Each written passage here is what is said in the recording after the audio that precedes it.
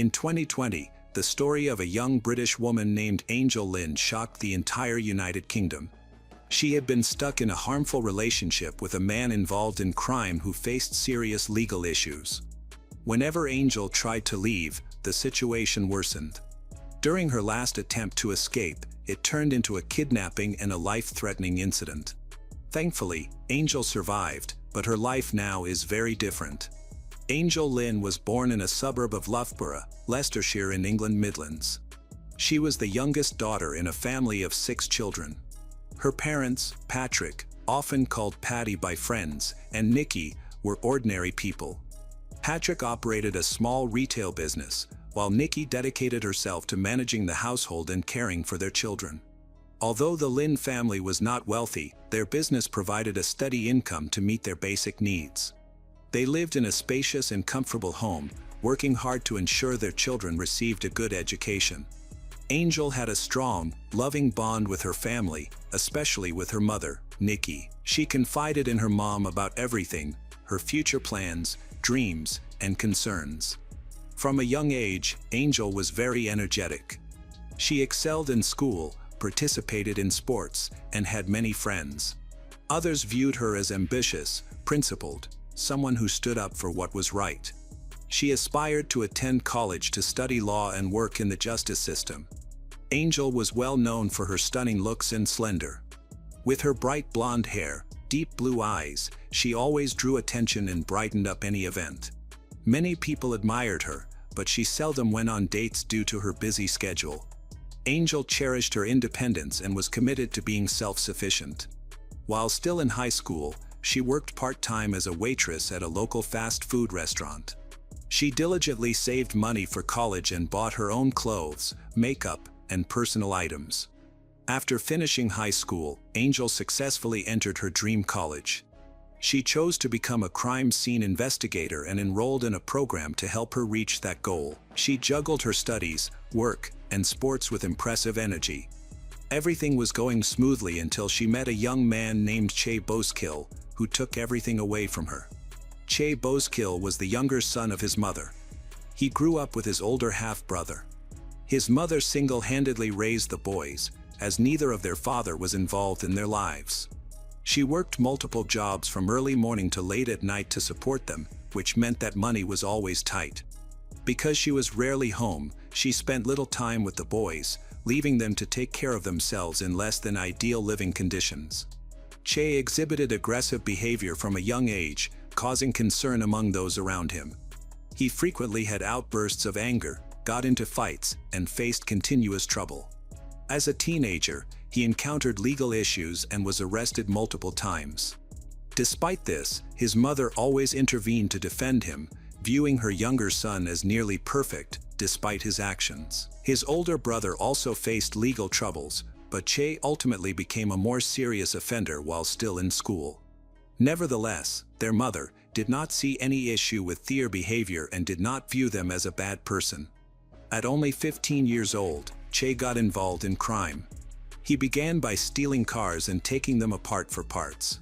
Soon after, he joined a local gang where he quickly built a reputation, found his role. It's important to mention that Che was following his brother's path. However, his brother was less aggressive and better at managing his anger. Che loved motorcycles and cars, but instead of just driving, he sped down the streets at high speeds. He obtained his driver's license and, for some time, drove cars for his friends in the gang. By the age of 18, he had purchased his own car with money earned from illegal activities. He frequently drove while under the influence of alcohol and banned substance. On one occasion, he caused a serious accident by crashing into a utility pole, which resulted in him being hospitalized. Although he lost his driver's license, he continued to drive stolen cars and even live-streamed his dangerous driving around town. As Che became more entrenched in organized crime, he escalated from minor crimes like petty theft and carjackings to more severe offenses, including robbery and banned substance dealing. He and his associates began to steal luxury cars on demand and targeted affluent individuals. Che took pride in being a bad guy. Despite being arrested multiple times, he consistently managed to evade significant penalties, often receiving only light sentences. Che had a captivating appearance and a charming personality, despite his reckless behavior and self-destructive lifestyle. Even as a teenager, he easily attracted the attention of girls. When his illegal activities started making money, he spent it lavishly to impress those he liked. However, his bad temper and aggressive nature prevented him from maintaining any meaningful relationships. Che was a manipulative bully who wasn't afraid to resort to violence. While he could initially charm a girl, most would leave once they recognized his true nature. Unfortunately, not everyone was fortunate enough to get away.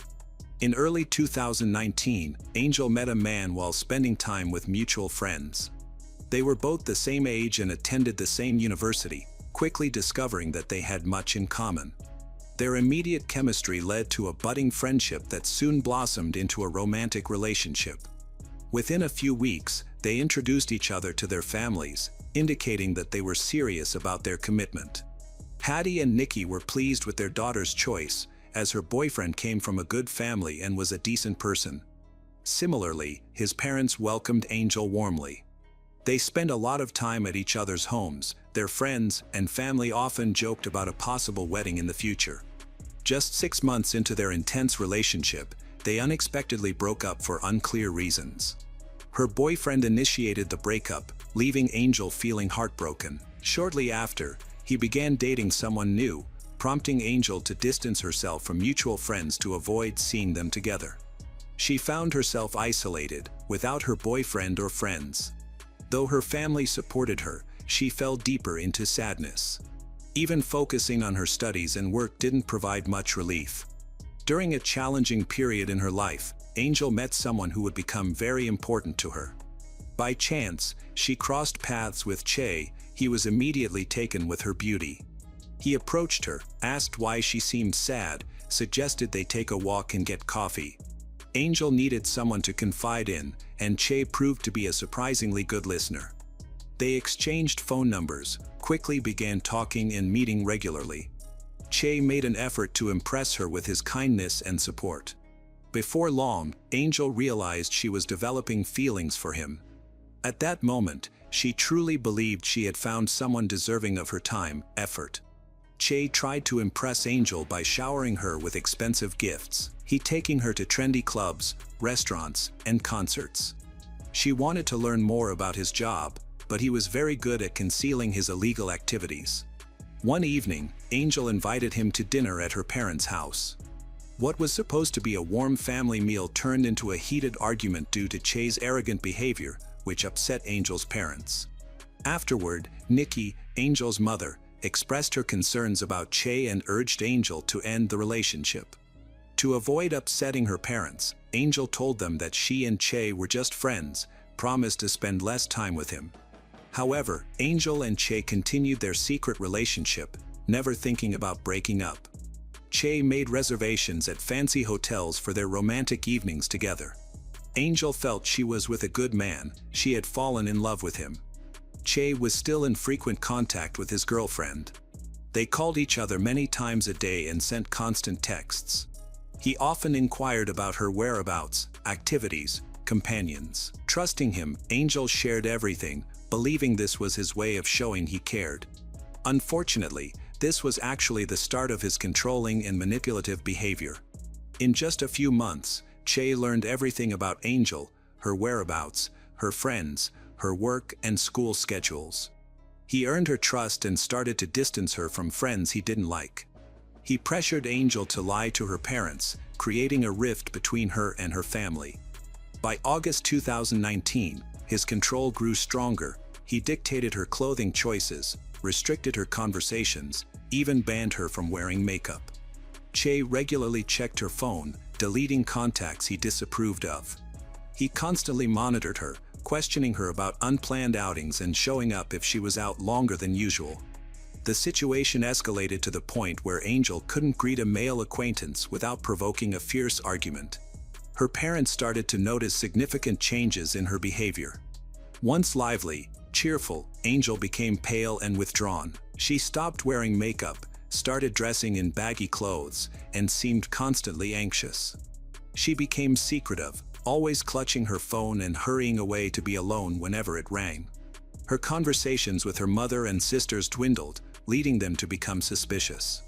When anyone asked how she was doing, she insisted everything was fine, but her reassurances sounded less convincing each time. As a result, the distance grew between Angel and her family. Che took control of her life, turning her from a vibrant young woman into someone isolated and invisible, who believed her only worth was to him. Che began to control every part of Angel's life, even trying to persuade her to quit school and work, promising to handle everything for her. Despite this, Angel was determined to pursue her dreams. Che's control grew stronger. He accessed her social media accounts, installed a tracking app on her phone. He monitored her every move and conversation. He could appear anywhere at any time, which made Angel feel constantly anxious, on edge. Under his pressure, Angel got a tattoo of his name on her arm, as if he had branded her as his own. Che treated her like property. He would call her multiple times a day, even at night, insisting that she turn on her camera so he could see where she was and who was with her. Angel reached her breaking point, tried to end the relationship several times, but Che refused to let her go. What started as a romantic relationship turned into pure manipulation. Che effectively stalked her, controlling her every action, all under the guise of love and concern. In January 2020, Che and several friends were arrested for trying to steal a car, received 4-month prison sentences. For Angel, this seemed like an opportunity to break free from a toxic relationship that was going nowhere. However, she was wrong. Every day, Che was allowed to make a phone call, and he used it each evening to contact Angel. His friends watched her and reported back to him. Angel felt constantly monitored and powerless to escape her fear. At the end of May, Che was released from prison. He immediately went to Angel's house and caused a scene. When Angel tried to break up with him again, he demanded that she pay him back about £80, which he claimed to have spent on her before he was imprisoned. Angel quickly gave him all the money she had saved, but the harassment worsened. A week later, Che physically attacked Angel for the first time. Just a week after that, he assaulted her again, and a bystander, concerned for Angel's safety, called the police. However, Angel chose not to press charges, so Che faced no repercussions. On July 9, 2020, a neighbor of Che's called the police because he heard a woman screaming for help. At that time, Che had pinned Angel to the ground and hit her head against the floor. Although Angel needed medical help afterward, she did not report the incident. In the following months, she continued to experience psychological and physical abuse from Che. Fearful of what Che might do to her or her family, she remained silent about the situation and tried to endure it, even though she realized it couldn't last forever. In September of that year, Angel made the difficult decision to end her relationship for good. Che reacted strongly, physically attacking her, leaving her with scrapes and significant bruises on her face. After the incident, he appeared to calm down, even apologized, vowing to be more respectful in the future. However, Angel believed he wouldn't genuinely change and pushed to end the relationship entirely. She felt certain that the toughest and most dangerous challenges were still ahead, but she was prepared to face them. Che, after making several attempts to win Angel back, proposed that they should at least stay friends. Angel agreed, thinking that if he believed they were still on good terms, he might lose interest in her, stop pursuing her.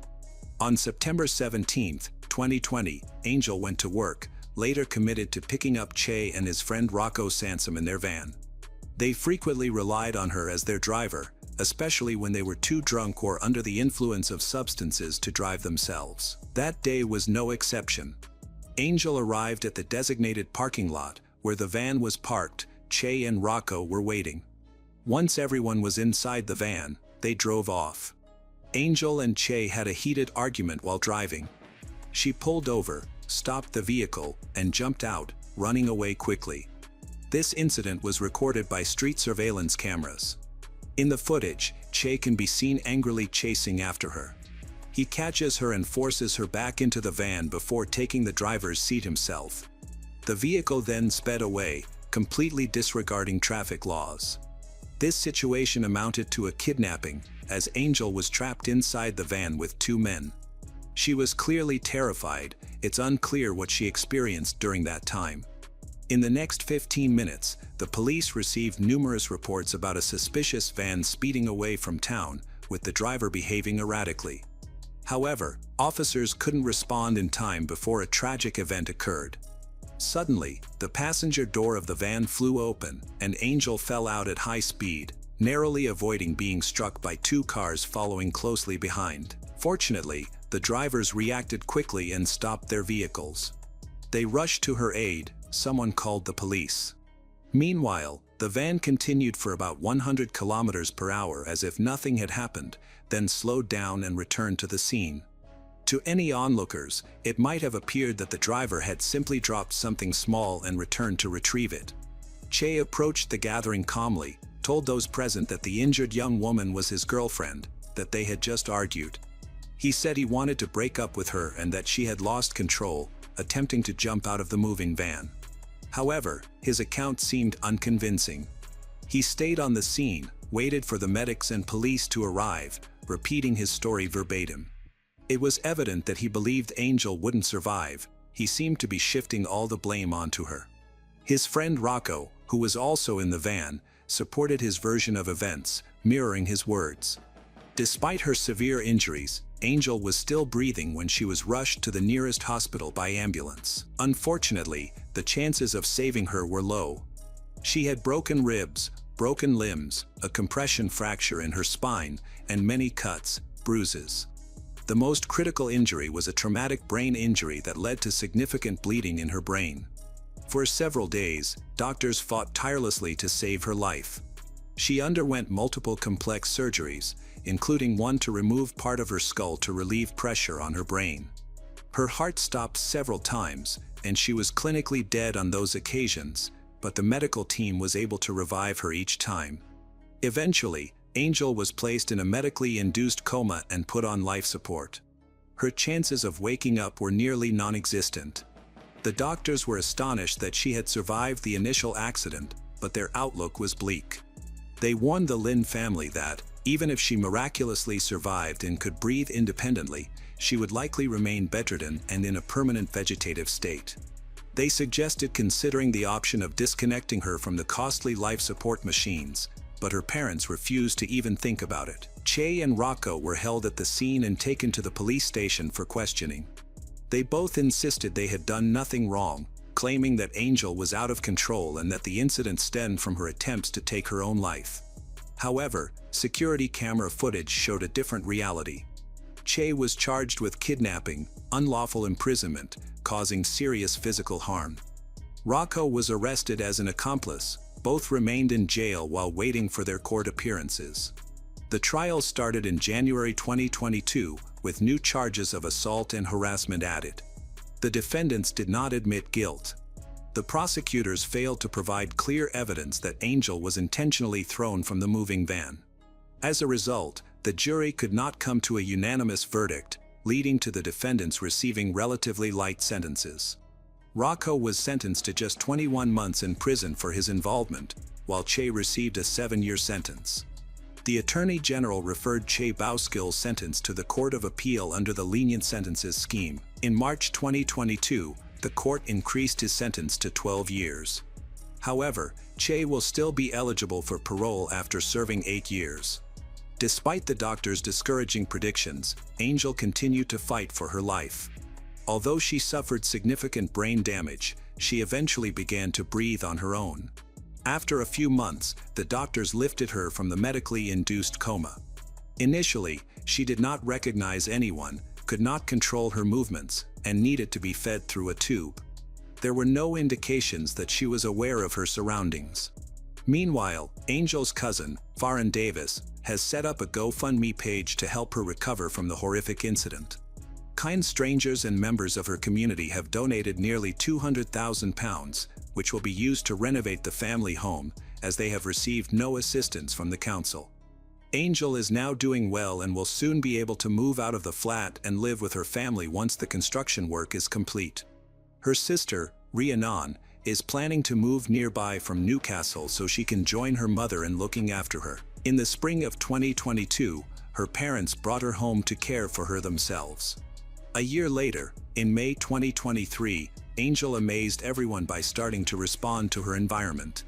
Just a month after that, she looked at her mom, Nikki, and called out, "Mom." Now, Angel Lynn is going through a lengthy rehabilitation process, has even begun to take her first steps.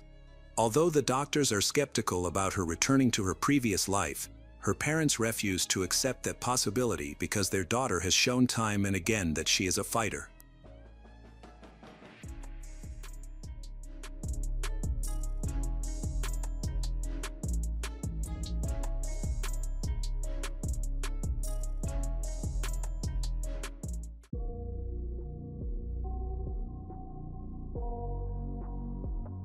Being gullible can be dangerous, sometimes even life-threatening. We all have moments when we wish to believe in miracles, feel that dreams might still be within reach. When something you've wished for seems almost attainable, it's easy to let caution and common sense slip away. Criminals often take advantage of this vulnerability. The case of Elodie Morel, a young French woman, in 2005 shocked the nation due to its brutality and inhumanity. What made it even more disturbing was the indifference shown by ordinary people who were aware of her situation but chose to remain silent for their own gain. This story reminds us that not all dreams come true and highlights the importance of being cautious about whom you trust, especially when they promise a fairy tale ending. Elodie Morel was born on 1976 in Marseille. From a young age, she had a strikingly beautiful appearance. As she grew older, Elodie developed into an even more stunning woman, with many people believing she should be on television or magazine covers. As a teenager, she dreamed of being a model, but coming from a modest background, few took her aspirations seriously. In the 1990s, Elodie submitted her photos to various modeling agencies several times but never received any replies. After finishing high school, she attended college, married a classmate named Sylvain at 22, and had a son by 25. It appeared she had abandoned her modeling dreams permanently. By 2005, Elodie worked as a sales associate at a trendy clothing store in downtown Marseille. She often received compliments and noticed people admiring or envying her looks. At 29, she maintained a perfect figure and beautiful features, easily appearing to be in her early 20s. Though Elodie never completely gave up on her modeling aspirations, she stopped discussing them, believing her time had passed. In April 2005, Elodie filled out an online application, submitted her best photos, and expressed her desire to pursue a modeling career.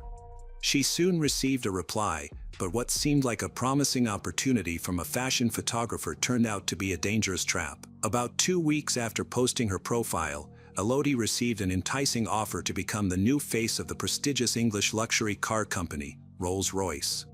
The contract promised €1,000 per day for a photo shoot, but to secure the deal, she needed to meet the photographer for a test shoot.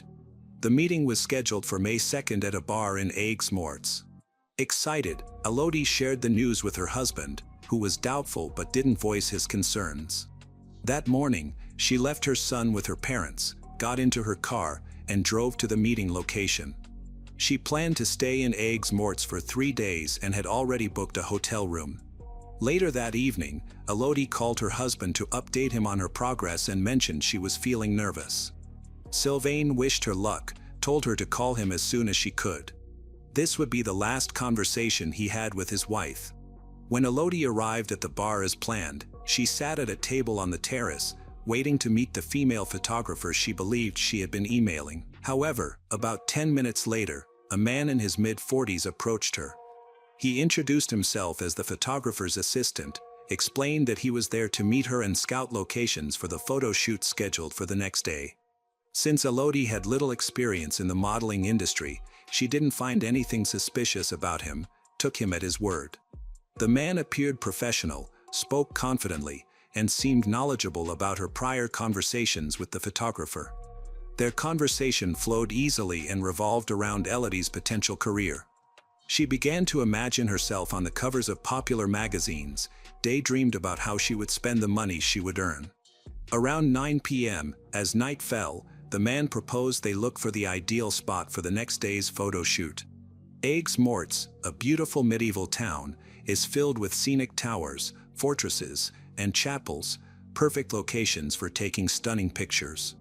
Excited and unaware of any danger, Elodie left the bar with her new acquaintance and got into his car. Tragically, she was never seen alive again. What is particularly unsettling is that a man who knew the suspect and was aware of his malicious intentions witnessed the entire encounter. He tried to step in, but his efforts were futile. That same night, on May 2nd, a call came into the Aigues-Mortes police station. A panicked man reported that a young woman was in serious danger and that immediate action was needed. He did not know the victim's name or her location, but he was convinced time was running out. The caller was 63-year-old Dominique Tarasco, a nightclub owner who frequently provided the police with confidential information. He stated that earlier that night, he had seen his acquaintance, Guillaume Mingaud, at the bar. Guillaume had connections to the criminal underworld and was notorious for his violent behavior. The day before, he had boasted about meeting a naive, attractive girl online whom he intended to abduct and sell to a brothel in Spain for a substantial profit. Starting the search for Elodie Morel was challenging because the police had no solid leads, names, or locations. They knew that finding her quickly was crucial. By the next morning, they learned her name when her worried family reached out, reporting that she had been missing since the previous evening and that her phone was turned off. They explained that she had left for a photo shoot in another town and then disappeared. Initially, the police did not link her disappearance to the family's report. They thought she might have run away with a romantic partner. However, her family stressed that she would never leave her young son or vanish without a message. The search for Elodie did not officially start until 3 days after she went missing, which wasted valuable time. Tragically, during those 2 days, Elodie was still alive, being held captive in a house in Vergès where she suffered torture and abuse as her captors decided what to do with her. On May 5, 2005, the lead investigator in Aigues-Mortes' missing person case began to suspect that she was the endangered woman mentioned by an informant. Dominique Tarasco was called to the police station to provide a formal statement. When shown a photo of Elodie, he immediately confirmed that she was the woman he had seen 3 days earlier in a bar with Guillaume. When asked where he thought Guillaume might have taken Elodie, Dominique recalled hearing about an empty nightclub on the north side of town that had recently closed down.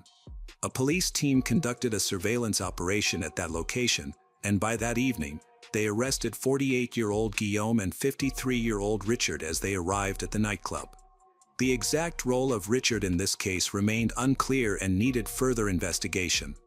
During a search of Guillaume, police discovered Elodie Morel's credit card in one of Guillaume's pockets, which confirmed his involvement in her disappearance. Both men were taken to the station for questioning, but Richard was released a few hours later due to insufficient evidence against him. Richard lived with his family on the outskirts of town and had a friendly relationship with Guillaume, but he had no prior legal issues. Guillaume initially claimed he didn't know Elodie and that he had just stolen her credit card. In his first account, he said that on May 2nd, while at a bar, he spotted an attractive, well-dressed woman and assumed she had money. He decided to rob her. Guillaume approached Elodie's table, gave her a compliment, and offered to buy her a coffee. Although she stated she was waiting for someone, she didn't tell him to leave. They engaged in a brief conversation, during which he managed to take her credit card from her purse that was hanging on her chair, leaving before she realized it was gone. Guillaume insisted that the entire incident was spontaneous. He claimed he only stole her card and had no involvement in her disappearance. Investigators found that he used the stolen card the same day to withdraw cash from an ATM located on the outskirts of town. However, he could not explain how he knew the PIN, which made his story seem unreliable. Additionally, a background check revealed that Guillaume had a criminal history with multiple convictions, including armed robbery, banned substance trafficking, and a 9-year prison sentence for a violent abuse. Despite being released from prison, Guillaume had not changed his behavior. Instead, he had become more cautious to avoid returning to jail. The situation worsened for Guillaume when police discovered Elodie's phone number in his phone, along with their email exchanges regarding a photo shoot. This evidence contradicted his initial account and forced him to change his story. He admitted that he found Elodie's modeling profile online and began messaging her while pretending to be a photographer. Elodie, being trusting and eager, quickly agreed to meet him without much skepticism. Guillaume had been using a female alias to communicate with her, which made him nervous that she might become suspicious when a man showed up instead of the expected photographer. Nevertheless, Elodie saw nothing unusual and willingly went with him late at night to check out possible locations for the photo shoot, even getting into his car without hesitation, a fact later confirmed by witnesses. After driving to a remote location, Guillaume left the main road and stopped the car. He pulled out a gun and demanded that Elodie give him her credit card. When she refused, he took her purse and found the card himself. He then insisted on getting the PIN, but Elodie still wouldn't provide it. Angered, he slammed her head against the dashboard, choked her until she finally gave in and revealed the code. After that, he locked Elodie in the trunk and went to the nearest ATM to check if she was telling the truth. The PIN worked, and he emptied her account. With the money in his possession, he started thinking about what to do next with the woman locked in his trunk. Feeling the need for time to figure things out, Guillaume drove to his friend Richard's house to hide Elodie for a while. He told Richard about the woman in his trunk, mentioned that he planned to sell her for a significant profit, which he was willing to share with Richard. It's worth noting that Richard and his wife once worked at the same nightclub. He is a security guard and she is a cleaner. After the nightclub closed, they both lost their jobs and were struggling to get by, leading Richard to begin drinking heavily. Richard agreed to help Guillaume by giving him the keys to his empty garage, suggesting it as a place to keep the woman. He wanted to avoid any direct interaction with her and preferred to let Guillaume handle things, hoping to receive a share of the money.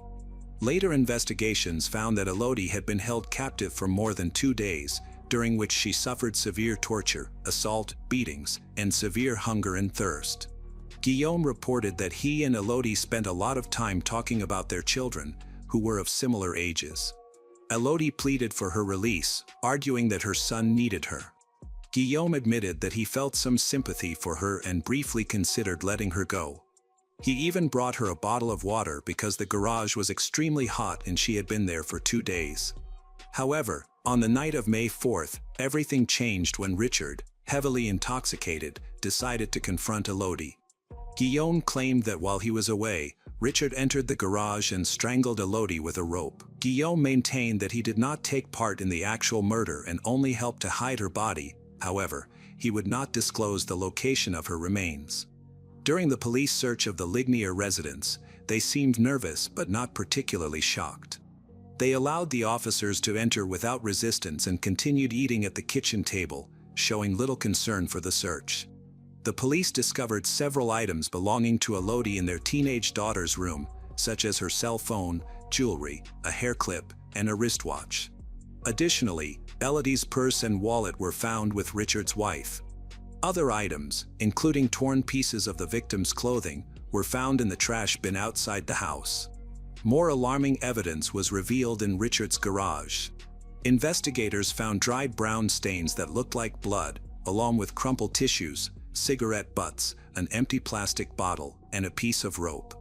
Both Richard and his wife, Francine, were arrested, while their 14-year-old daughter was temporarily placed with relatives. When asked how Elodie's belongings came to be in their home, they explained that Guillaume had brought them in exchange for using their garage. They acknowledged knowing that he was holding a woman there but chose not to intervene because he had promised to reward them. They also admitted to giving him a bottle of water and a piece of rope when he asked, without questioning his motives. Forensic evidence showed that the brown stains on the garage floor were Elodie's blood. Additionally, DNA found on crumpled tissues matched Guillaume's. Saliva found on cigarette butts belonged to both Elodie and Guillaume. Elodie's family asserted that she had never smoked due to her asthma, which caused her to have severe coughing and choking fits when exposed to cigarette smoke. The chilling reality emerged. Guillaume had kept Elodie in the garage for 2 days, repeatedly assaulting and likely torturing her, forcing her to smoke as part of his abuse. Guillaume changed his story after the investigators revealed the forensic evidence. He admitted that he and Elodie had been intimate in the garage, but insisted it was consensual.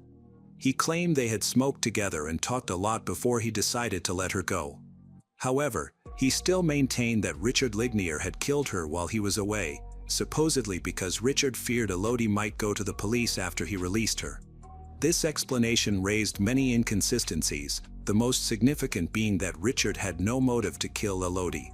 First, he had never met her, and she had never seen him or any of his family members.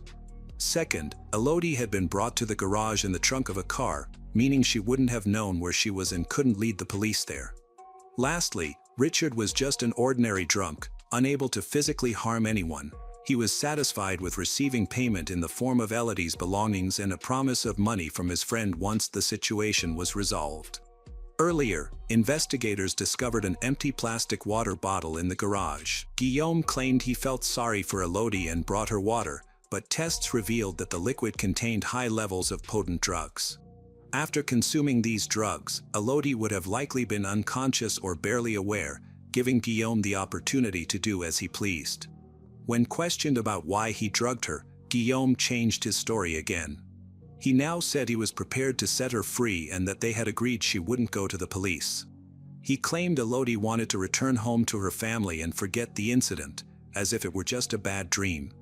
However, he asserted that she attempted to escape, which resulted in a struggle during which he hit her, explaining the blood stains found on the garage floor. He then locked her inside and left. Guillaume stated he drugged Elodie to calm her and prevent her from trying to escape again. He crushed some pills, dissolved them in water, and then departed, returning 12 hours later. By that time, Elodie was severely dehydrated. She quickly drank the water without noticing its odd taste and passed out within minutes. Guillaume claimed she accidentally overdosed because her weakened body couldn't handle the drugs.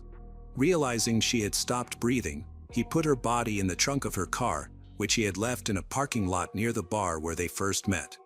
Later, he drove the car to Richard's property using the keys he had taken from her. Although Guillaume refused to disclose where he took the car with Elodie's body, his account had numerous inconsistencies. Notably, a rope found in the garage contained sweat and skin cells from both Elodie and Guillaume, suggesting he likely strangled her. All the evidence was stacked against him, and he was aware of it. To reduce his sentence, Guillaume struck a deal with investigators, confessing that he had left the car near the old cemetery in Aigues-Mortes. The police found the vehicle on May 6, exactly where he indicated. It had been exposed to the sun for 3 days, and the body in the trunk was already decomposing. The autopsy revealed clear signs of torture, beatings, and strangulation. The victim had been tied up, drugged, assaulted, and ultimately strangled to death with a rope.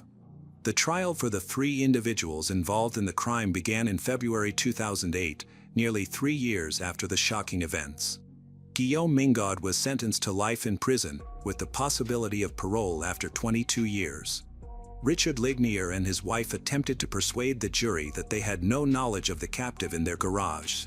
They claimed they had merely let an old friend stay with them for a few days without asking questions.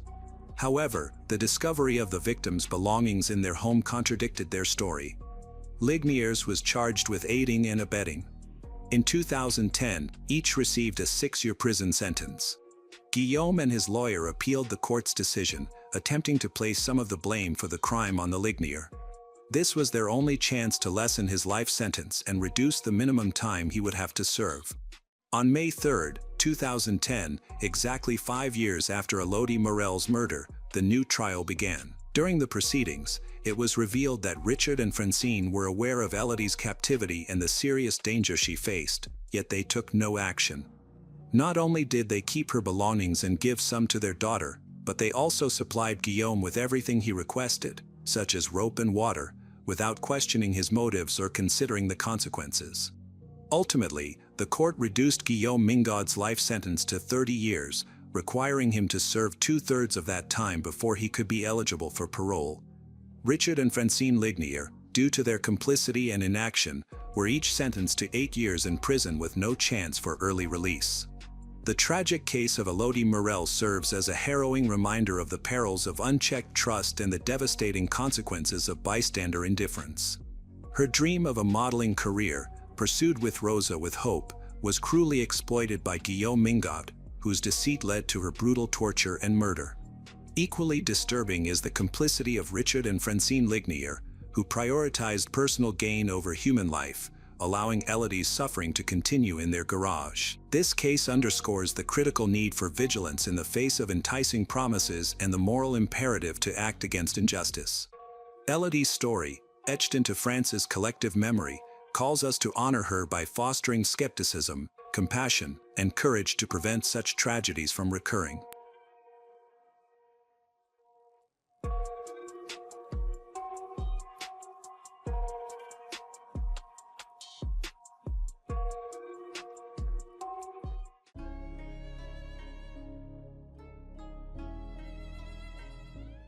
Many people do not recognize that the person in front of them is actually dangerous rather than loving.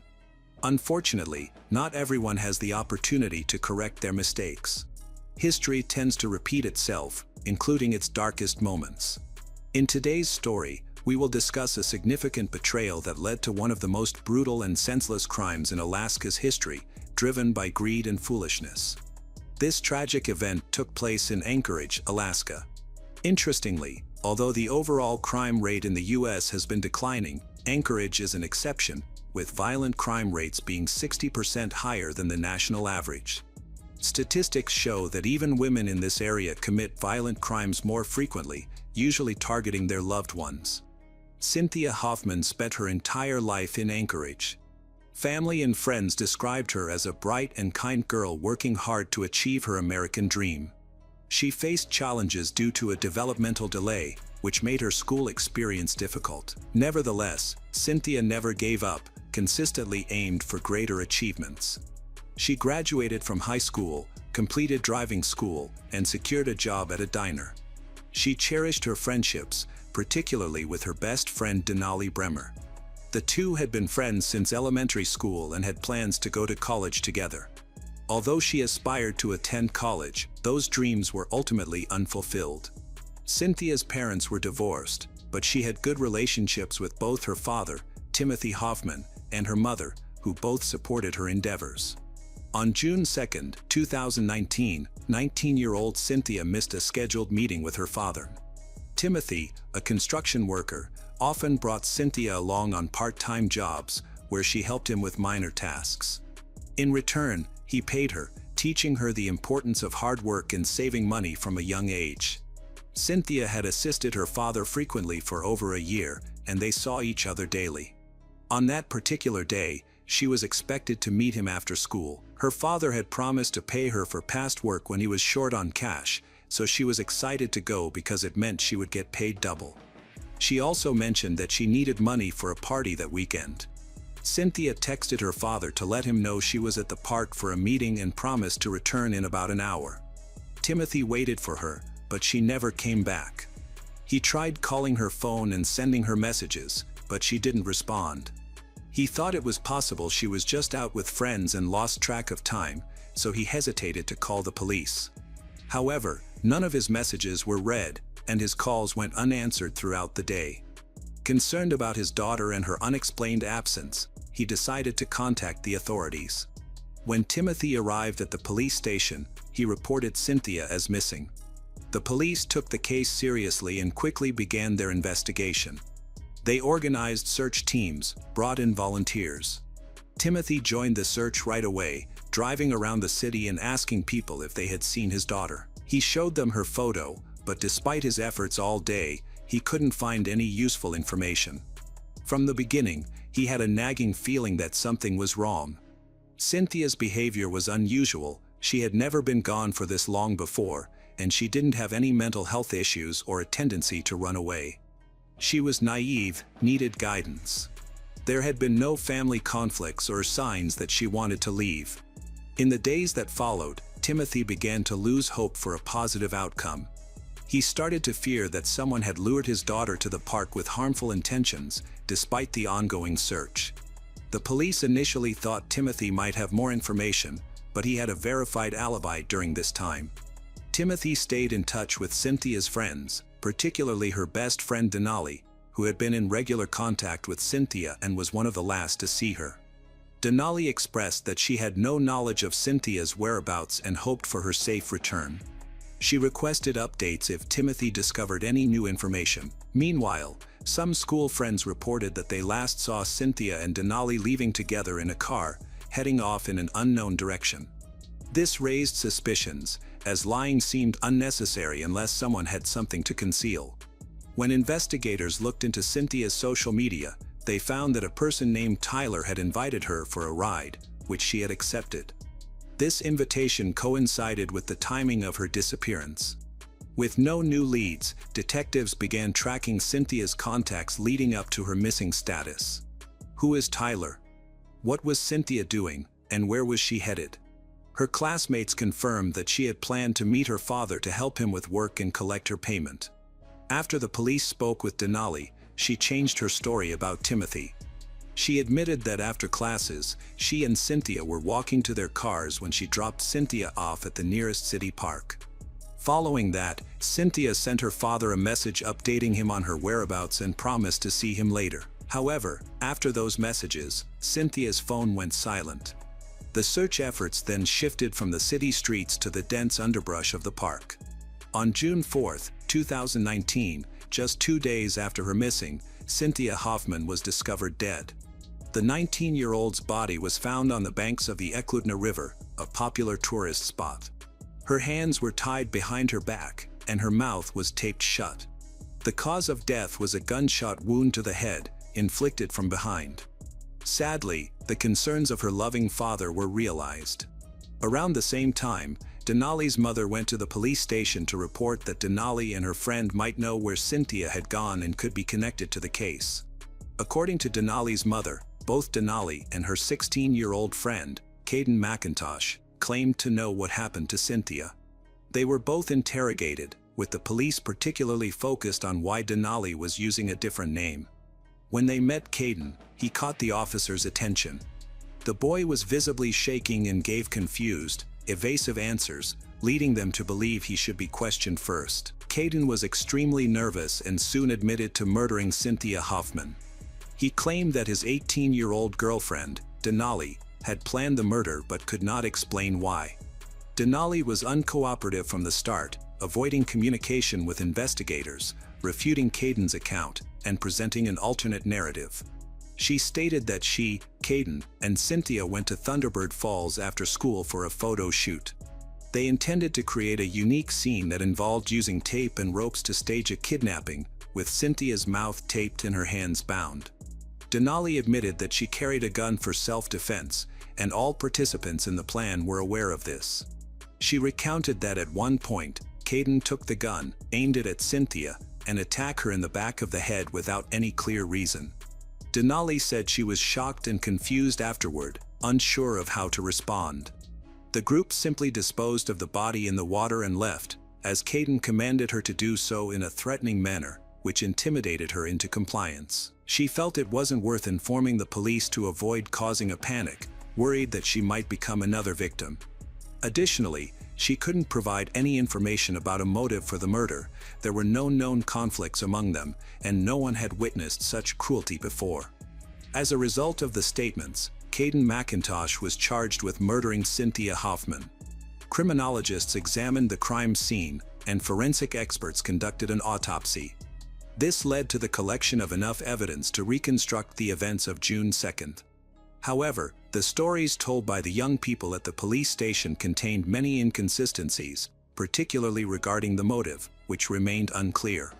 The mystery was clarified when law enforcement accessed Denali's mobile phone. They discovered that she was not just a witness to the murder, but also involved in it. The situation became clearer after examining her messages.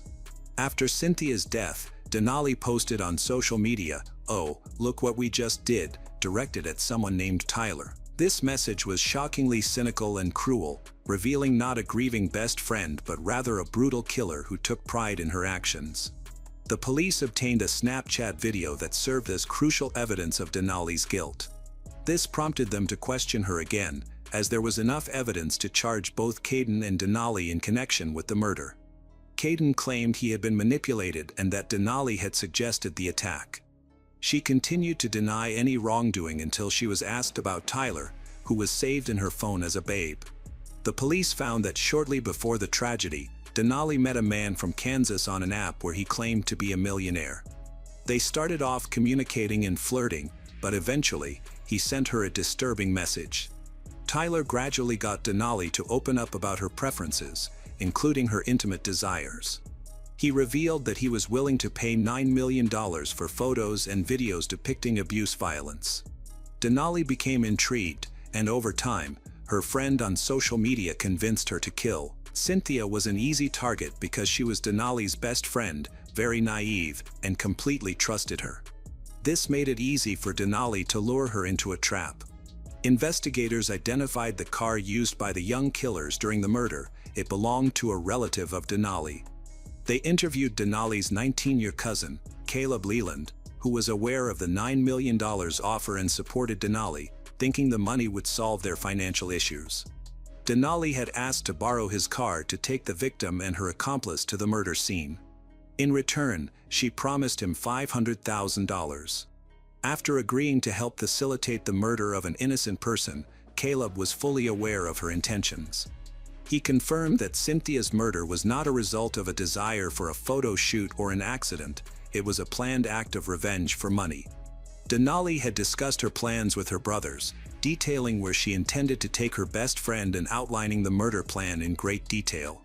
Although Caleb didn't fully believe Denali was serious at first, he grasped the seriousness of the situation only after hearing about Cynthia's death. However, his disbelief was just a cover. He was trying to downplay his role in the tragedy to lessen his potential punishment. Between May and June 2019, police focused their investigation on 3 suspects: Denali Bremer, Caden McIntosh, and Caleb Leland. They were believed to have plotted a murder together. As detectives gathered more evidence, it became increasingly clear that these teenagers were guilty. Notably, all 3 were friends of the victim, yet they betrayed her without remorse. Tragically, they valued $9 million more than the life of their friend. Investigators also found that 2 other teenagers were aware of the crime. However, they were minors at the time of the attack and were not considered accomplices. They had simply overheard Denali confessing to the crime. Their failure to report this information was disappointing, as they could have helped prevent the tragedy by alerting the police. To protect the minors and their families, their names were kept confidential and did not come up in court. The planning for the massacre began 4 months before the murder. On June 2, 2019, the juvenile offenders launched their attack. Denali invited Cynthia to join her and Caden on a hike to a remote area near Thunderbird Falls deep in the park. The accomplices had meticulously prepared their plan, even practicing with an unloaded gun. Denali pretended to be a future victim and used her brother's car, which he had lent her for $500,000. Once they reached the riverbank, Caden and Cynthia temporarily left Denali behind and advanced ahead. Suddenly, Caden drew a gun and pointed it at Cynthia's head. Denali caught up, restrained Cynthia by tying her hands and taping her mouth shut. Cynthia quickly realized this was not a prank, but it was too late for her to escape or shout for help. Terrified, she was forced to kneel. Denali's brother filmed the entire incident. Caden then shot Cynthia in the back of the head with a 9mm pistol, killing her instantly. Denali and Caden disposed of her body in the river and tried to erase any evidence linking them to the crime. They burned some of Cynthia's belongings, including her purse and mobile phone. Afterward, Denali sent a message to Cynthia's father, Timothy, from Cynthia's phone, fabricating a story about a scheduled meeting with a new boyfriend. Detectives later found evidence that Denali attempted to delete data from her mobile phone. However, despite her efforts, many conversations with Tyler remained, in which she detailed the murder plan and shared photos and videos related to the crime. Even after the murder was committed, she unsuccessfully tried to erase the incriminating evidence. In reality, she stayed in contact with Tyler throughout the murder, providing him with detailed updates. Although Tyler lived hundreds of kilometers away, he was just as responsible for the crime as the individuals who carried it out. Law enforcement focused on identifying him to ensure he faced justice. It is important to note that Tyler sought not only murder but also abuse violence. However, forensic experts found no evidence of such acts on the victim's body. This raised alarming implications, suggesting that if incentives had been provided, Denali and her accomplices might have continued to commit similar crimes. Fortunately, they were identified and arrested immediately after the first murder, and they did not receive any compensation from Tyler. Specialists were called in to investigate and traced the phone number of the perpetrator. It was revealed that Tyler was not in Kansas, but in Indiana. The actual mastermind behind the brutal crime was Darren Schillmiller, who grew up in New Salisbury. He had been exchanging photos with Denali for a while, but he had not sent her any pictures of himself. At first, Tyler had pretended to be a wealthy millionaire who won the lottery, but in reality, the instigator of the crime was a 21-year-old who was far from being a millionaire. Friends and family described him as a reclusive and strange person who had faced bullying during school. Darren had endured a difficult upbringing with an alcoholic father and had minimal social interaction in school. His unusual clothing style often led to conflicts, and after graduation, he was frequently seen engaging in suspicious activities, like chasing cats that later vanished without a trace. However, there had been no previous reports of cruelty from him. After completing his studies, he found it difficult to determine his path in life and was unable to secure a full-time job. This situation took Denali by surprise, as she genuinely thought she would receive $9 million for her crime. Once Denali discovered Tyler's real identity, she chose to cooperate with the prosecution. She revealed that she had been in an online relationship with Tyler for several months, during which he used pictures of an unrelated person from the internet to deceive her. This manipulation led her to be misled by the future killer. Denali expressed her desire to resolve her problems, and those of her family, through money, having dealt with her friend. However, this was not the only troubling request from the millionaire's friend. According to her, he urged her to commit abuse violence against 2 children, intending to use a 14-year-old and an 8-year-old boy for this purpose. They were meant to suffer and die in pain, enduring torture, abuse. Fortunately, this horrific plan never came to fruition. When the police arrived at Darren's door, he was taken aback and promptly confessed to everything. He admitted to having been in contact with Denali for several months, realized that she was easily influenced and manipulated. Consequently, this quiet, deceitful man convinced himself that he could take someone's life through another person. Denali acknowledged that she remained influenced by Tyler, even after he refused to finance the initial massacre. They continued to have faith in him, waited for payment, and naively hoped for a better life ahead. Meanwhile, Tyler manipulated them, holding on to their trust while blackmailing them with incriminating evidence of the murder. He then demanded more killings and continued his threats. Fortunately, law enforcement apprehended the entire gang before further harm could be done. The prosecutor's office charged all those involved in the massacre with conspiracy and premeditated murder. The 2 youngest participants, whose identities were never revealed, were also accused of being complicit because they hid the murderers' identities. They never even informed her parents, despite having the chance to potentially save her. The crime that occurred in Alaska gained significant media attention, sparking public outrage. Journalists were eager for a sensational story, which created challenges for the victim's family. The relatives of the young offenders also faced severe repercussions, including numerous threats and genuine fears for their safety. Cynthia's family mourned her loss, lamenting that her trusting nature and vulnerability, stemming from her developmental delays, ultimately led to her suffering. With the same level of intelligence as a 12-year-old, she believes she is surrounded by trustworthy individuals. Many people who knew Darren spoke to the media and the police about him. Several of his classmates described him as a strange teenager who was withdrawn and struggled to fit in. It was not surprising that he grew into a cruel internet troll with violent intentions. Detectives discovered a significant amount of incriminating material on his computer, including numerous files of child abuse, which led to additional charges against him.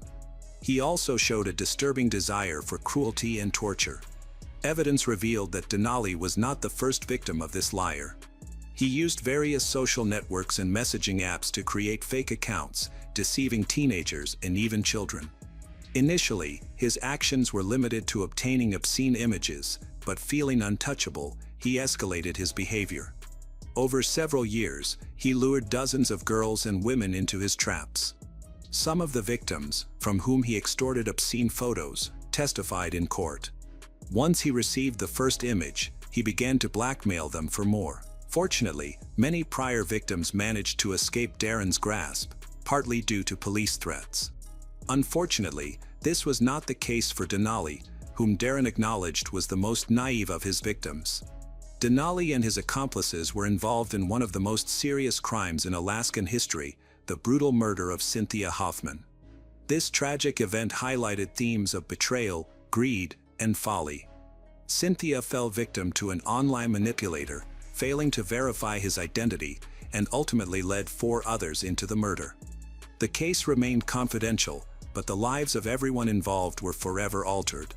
In February 2023, Denali Bremer, 23, pleaded guilty to first-degree murder after charges of conspiracy to commit murder, solicitation to commit murder, tampering with evidence, and second-degree murder were dismissed. Nearly a year later, her sentencing will take place over 3 days in January and February 2024. The 99-year sentence is the maximum the court is allowed to impose, according to a press release from the Alaska Department of Justice. Caleb Leland, who provided the car for the crime, pleaded guilty to second-degree murder in November 2023 and was sentenced to 30 years in prison in August 2024. On May 17, 2024, Caden McIntosh, 21, pleaded guilty to the murder of Cynthia. Anchorage Superior Court Judge Andrew Peterson accepted Caden's guilty plea to 1 count of second-degree murder. All other counts were dismissed as part of the agreement. The court will decide Caden's sentence at a sentencing hearing. The agreement between the parties allows the court to sentence Caden to a prison term of 30 to 85 years. Sentencing is scheduled to begin on November 14, 2024, before Judge Peterson and is expected to last 2 days. Caden is currently in the custody of the Alaska Department of Corrections and is no longer eligible for release under the terms of his release. Darren Showmiller, who solicited the murder, was 25 when his trial began.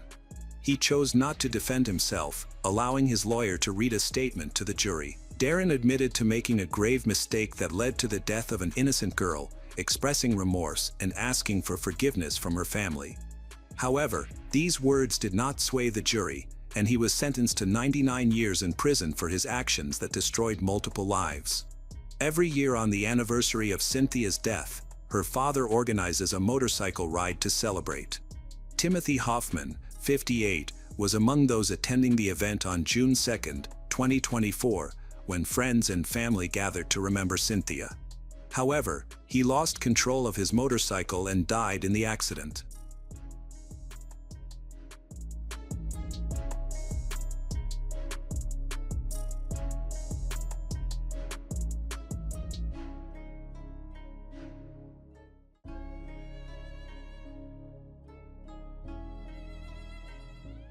In a seemingly quiet house, fear permeated the air. A family was trapped in a room, holding their breath and hoping that the locked door would protect them. Suddenly, a gunshot rang out. The lock broke, someone collapsed, and footsteps echoed in the hallway. This was not just a random burglary, it was a premeditated act. When the police arrived in the morning, they discovered a perplexing crime scene. A family of 4 and their 3 dogs were found shot dead in their home. It appeared to be a robbery, yet nothing had been taken.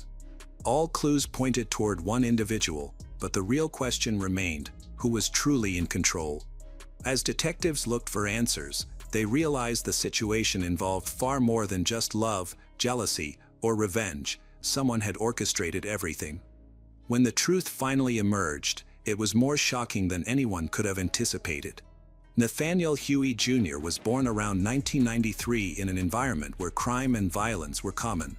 As a child, he displayed a reckless, rebellious attitude. He had little interest in school, often fighting with classmates and neglecting his studies. His first run-in with the law occurred during his teenage years when he was caught participating in a robbery. Due to his age, he faced minimal consequences. Nathaniel soon discovered that a life of crime offered not only excitement but also financial rewards. His criminal activities escalated, and by 2016, he was imprisoned for assault. A year later, he was arrested again for driving under the influence. Nathaniel had a particular fascination with firearms. He built a collection of guns. Although the courts prohibited him from owning firearms, he disregarded this ban, turned to the black market to acquire weapons illegally. Despite his criminal history, Nathaniel attempted to pose as a legitimate businessman by starting a private security company, even though it was not properly licensed. Legally, he was not allowed to carry a weapon, yet he boasted about his supposed authority on social media, posting pictures of himself in tactical gear and heavily armed. On the other side of the story is Ermelinda Palomo, born on 1973.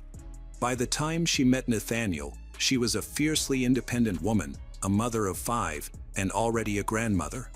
Although she had a stable upbringing, her personal life was marked by challenges. She had married young, but the marriage ended, leaving her to raise her children on her own. Determined to support them, she held multiple jobs while managing her responsibilities as both a mother and grandmother. She was strict with her family, which earned her respect but sometimes led to resentment. When she met Nathaniel, those around her found it hard to understand their connection. He was 20 years younger, had a tumultuous past, and represented the chaos she had always tried to avoid. Some say they met through mutual friends, but regardless of the circumstances, their relationship moved quickly. Initially, Ermelinda brushed Nathaniel off, but his confidence, persistence, and reckless charm drew her in. For Nathaniel, Ermelinda represented stability and a sense of security he had never experienced. For her, it was a new adventure, an opportunity to feel in control over someone with a free lifestyle. Their relationship was unconventional, with an attraction rooted in their differences. Soon, they moved in together, sharing a crowded home with Ermelinda's children and grandchildren, but their living situation was anything but harmonious. Nathaniel's obsession with weapons remained strong over the years. Despite legal restrictions, he continued to buy and show off firearms, making secret deals and finding loopholes to justify his actions. For him, guns were not just a collection, they were a part of who he was. He always carried a weapon, even inside the house, frequently took apart and cleaned his firearms on the kitchen table. At first, Ermelinda paid little attention to this behavior. She was more focused on the money he made than the legality of his actions. However, as time passed, she began to realize that Nathaniel's interests went beyond financial gain. He was unpredictable and could become angry over minor issues, such as a misplaced word or an unfriendly glance. His temper could shift from intense rage to unnerving calm in an instant. Cristiana Espinoza, one of Ermelinda's daughters, was the first to express concern. Unlike others who ignored the warning signs, she recognized Nathaniel for who he really was, a dangerous man.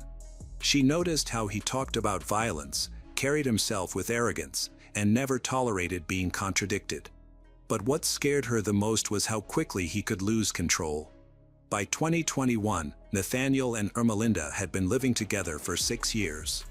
On the surface, their relationship appeared stable, but its foundation had deteriorated long ago. Nathaniel had always been unfaithful, and his affairs had become routine. He used social media to meet new women, engaged in secretive conversations, and carefully deleted his messages. Often, he would leave late at night, providing vague excuses about work or meetings. Ermelinda would wake up in the middle of the night to find him gone. He would return by dawn without any explanation. Nathaniel never feared being caught. He thought Ermelinda either wouldn't discover his infidelities or wouldn't confront him if she did. He mistakenly believed he had all the control, not recognizing Ermelinda's true strength. At first, Ermelinda chose to overlook the warning signs, but soon the evidence became too clear to ignore. His late nights, secretive messages, and newfound obsession with his appearance all indicated something troubling. Her fears were confirmed when she saw a suspicious message pop up on his phone, leaving no room for doubt. Rather than confronting him right away, Ermelinda decided to gather evidence.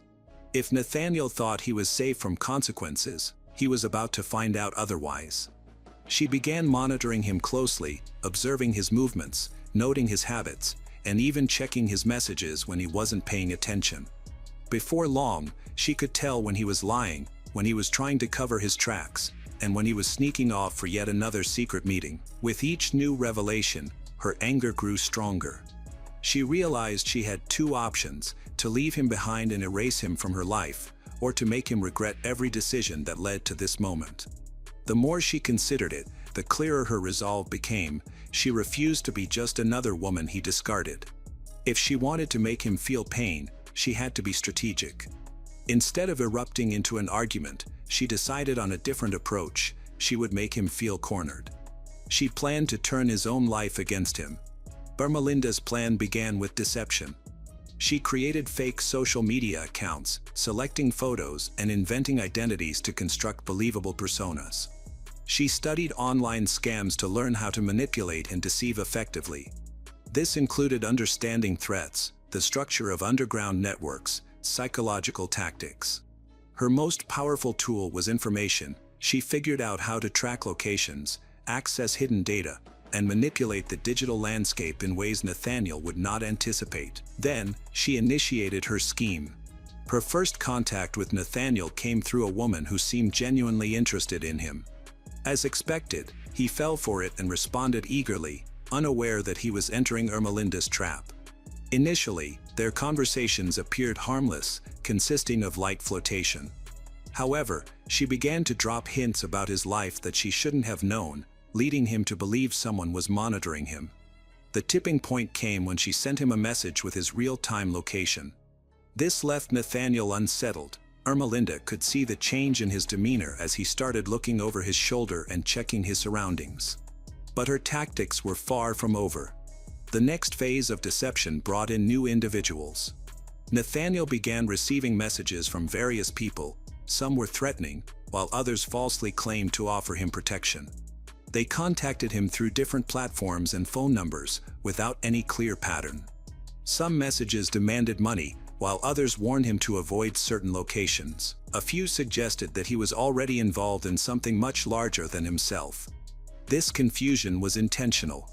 His behavior changed almost overnight. He became restless and anxious, avoided answering unknown calls, constantly checked his surroundings, and even asked Ermelinda to drive him around to ensure he wasn't being followed.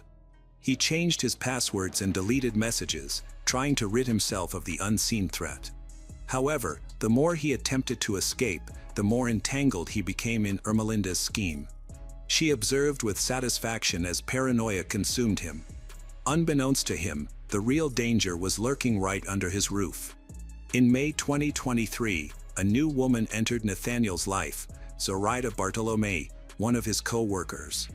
Zoraida was already entangled in her own complicated situation. She was married with 2 children but was unhappy at home.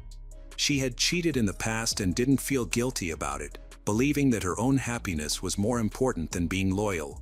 For Nathaniel, Zoraida represented an exciting escape from his troubled relationship with Ermelinda. Their connection began with stolen glances and quiet conversations, quickly escalating into something they both found hard to abandon.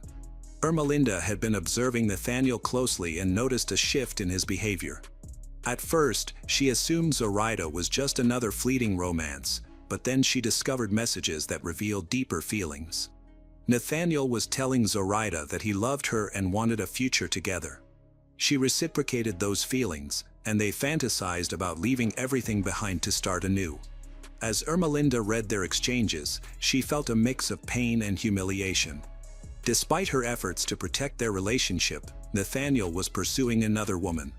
Now, she felt compelled to take drastic action against him. She escalated the psychological manipulation, introducing even more frightening figures into Nathaniel's life.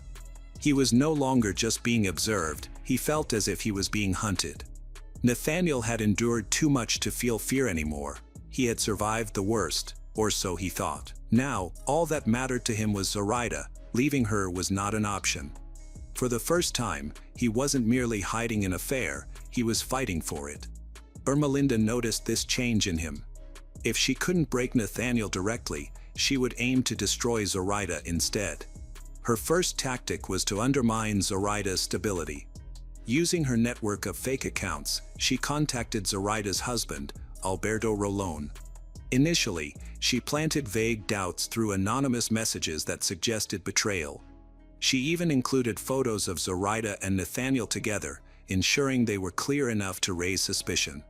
However, Alberto was not easily swayed. He dismissed the warnings, unwilling to accept that his wife could deceive him so openly. That's when Ermelinda intensified her approach. The subsequent messages were not just about infidelity, they included threats. Unsigned letters arrived at their home with clear implications. If Alberto did not take action, his family would be in danger. Alberto began to observe Zoraida more intently. The tension in their home was exactly as Ermelinda had intended. However, Nathaniel was still unwilling to let go. Even as paranoia invaded his life, he held on to Zoraida as if she were his last hope. Ermelinda manipulated his perceptions, convincing him that Zoraida was providing information to the people spying on him. She crafted a story so believable that even Nathaniel began to doubt his own reality. Using fake accounts, she sent messages from imaginary informants, all suggesting the same idea. Zoraida wasn't just a woman Nathaniel had fallen for, she was working against him and was the source of the ongoing threats. Nathaniel's paranoia took over him completely. He confronted Ermelinda about his suspicions, and she played along convincingly. Initially, she seemed unsure, but then she reluctantly confessed that she had also received warnings about Zoraida. Nathaniel realized he could no longer dismiss these concerns. He had to take action to ensure his survival. Next, Ermelinda put him to the ultimate test of loyalty. She made him believe that his supposed enemies were closely monitoring him and required evidence that he hadn't betrayed them. The only way he could prove his loyalty was by making a crucial decision himself: kill Zoraida. By the time Nathaniel reached his decision, he felt no hesitation. There was no fear or regret, just a cold, determined focus on what needed to be done. He started planning immediately, treating the situation like a mission. Nathaniel studied Zoraida's routines, tracked her schedule, and identified when she was most vulnerable. He noted when Alberto was home, when the children were asleep, and when it would be easiest to enter the house. He mapped out potential escape routes, looking for surveillance cameras and memorizing the neighborhood layout. Simultaneously, he prepared his supplies. He already had a stockpile of weapons but gathered additional tools, including clothing to help him blend into the night, gloves to avoid leaving fingerprints, tape, and a flashlight. Together with Ermelinda, he chose items carefully, ensuring no one would suspect anything. Although Ermelinda remained in the background and was not directly involved, she always provided guidance to keep him on track. By the time everything was ready, Nathaniel had stopped considering the consequences. The night came. Ermelinda drove toward Zoraida's house with an unsettling calmness, acting as if it were just another evening. She even asked Nathaniel why he needed to go there, though she already knew the reason. He didn't answer. He no longer cared about her opinion, only the task ahead mattered. When they arrived at the house, Ermelinda remained in the car while Nathaniel got out. As he expected, the front door was locked. He quietly moved around to the side of the house, found a window, and broke the glass. The sound startled Alberto awake. He sat up, listened intently, and then cautiously approached the noise. By that time, Nathaniel was already inside. As soon as Alberto rounded the corner, Nathaniel fired his gun, but his shot went wide. Realizing this was more than just a break-in, Alberto turned and ran toward the hallway, desperate to reach his family's room before the intruder. However, Nathaniel was quicker. Gunshots rang out through the house. Alberto fell to the ground before he could reach the door. For a brief moment, there was silence. Then the next gunshot broke the stillness, sending Zoraida into a panic. Without thinking, she rushed to the bedroom, pulling her children along, and slammed the door shut, locking it behind her. She knew Nathaniel was inside and was unsure how many others he was with, but her priority was to keep her family safe. Moments later, Nathaniel slammed his shoulder against the door, trying to force it open, but it held strong. Frustrated, he stepped back, aimed his gun, and shot at the lock. The bullet pierced through the wood. Zoraida gasped as the impact hit her. She stiffened and then collapsed. The door swung open, the children huddled together, their eyes filled with fear. The neighbors only heard a few brief, muffled gunshots. It all happened within minutes. Nathaniel looked around at the scene, took a deep breath to calm himself, and then began to methodically rearrange things. He flipped over furniture, opened drawers, and scattered valuable items on the floor to make it appear as though a robbery had taken place. Once he finished, he stepped over the bodies and exited into the night. Ermelinda was waiting for him in the car. She didn't need to ask how it went, her expression said it all. They drove away silently, leaving the chaos behind. The sounds had awakened the neighborhood, and after a few minutes, someone finally summoned the courage to call 911. Soon after, sirens filled the street. Officers arrived to find shattered glass, a broken door, and clear signs of a break-in. Inside, the bodies revealed a much darker story than just a failed robbery. Nathaniel had made serious mistakes, careless ones. Nothing of value had been stolen. The disarray of his possessions seemed like a feeble attempt to mislead. It was evident that this incident wasn't simply about theft, it was premeditated and targeted. By morning, detectives were connecting the crime to Nathaniel Huey, the only person with a motive. At Zoraita's workplace, everyone knew about their affair. It hadn't been a secret. As detectives continued to investigate, things looked increasingly bad for Nathaniel. His history was filled with crimes, assaults, suspicious dealings, and a collection of weapons. As the police gathered evidence, Ermelinda maintained her facade. She kept messaging Nathaniel, using the false identity she had created. She assured him that everything was under control, claiming the mafia was protecting him and that as long as he followed their instructions, he'd be safe. He trusted her, but the investigation was progressing more quickly than Ermelinda anticipated. They scrutinized Nathaniel's recent activities, analyzing every call, email, and text message. One thing stood out: in recent months, he had received a flood of anonymous threats, warnings of danger, and claims that he was being hunted. However, all those messages had originated from newly created accounts. If this were truly a mafia operation, why was the evidence focusing solely on Nathaniel? The more the detectives uncovered, the clearer it became that the threats were staged, as if someone had been fabricating a false narrative specifically for him. This was the turning point in the investigation. Nathaniel was in a downward spiral. He sensed that the police were closing in on him and started noticing unmarked cars tailing him, along with strangers watching him too closely. He convinced himself that the mafia was still after him, waiting for him to make a mistake. In his desperation, he reached out to the only person he believed he could trust, his mother. He begged her for help, claiming he was being falsely accused of something terrible and needed to go into hiding. However, she refused to help him. With nowhere else to turn, Nathaniel managed to stay hidden for a few days, but eventually, security cameras captured him in a grocery store. A manhunt ensued, with patrol cars flooding the area. But by the time the officers arrived, Nathaniel and Ermelinda had already made it onto the highway. The chase began, police followed with sirens blaring for miles, but Nathaniel had no plans to stop. He gripped the steering wheel tightly, accelerating and weaving through traffic in a frantic attempt to flee. Ermelinda had carefully planned every detail leading up to this moment, and now she was watching her plan unfold perfectly. Ahead of them, traffic became congested. Nathaniel attempted to navigate around a truck, but he lost his grip, causing the tire to screech against the road. The car spun out of control, crashing into the guardrail and flipping multiple times before coming to a sudden stop. Officers surrounded the wreck, weapons drawn. Nathaniel slumped in the driver's seat, a gun in his hand, while Ermelinda sat motionless beside him.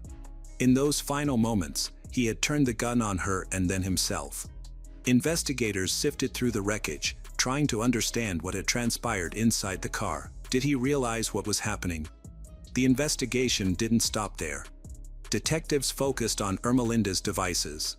Hidden within her files were hundreds of messages, chat logs, and notes detailing her manipulation of Nathaniel, dozens of fake accounts that she had carefully created and controlled. She had constructed this elaborate scheme. She understood how to break a person's will and instill fear so deeply that they would do anything to escape it. And it had worked. Nathaniel had never been in danger. There was no mafia.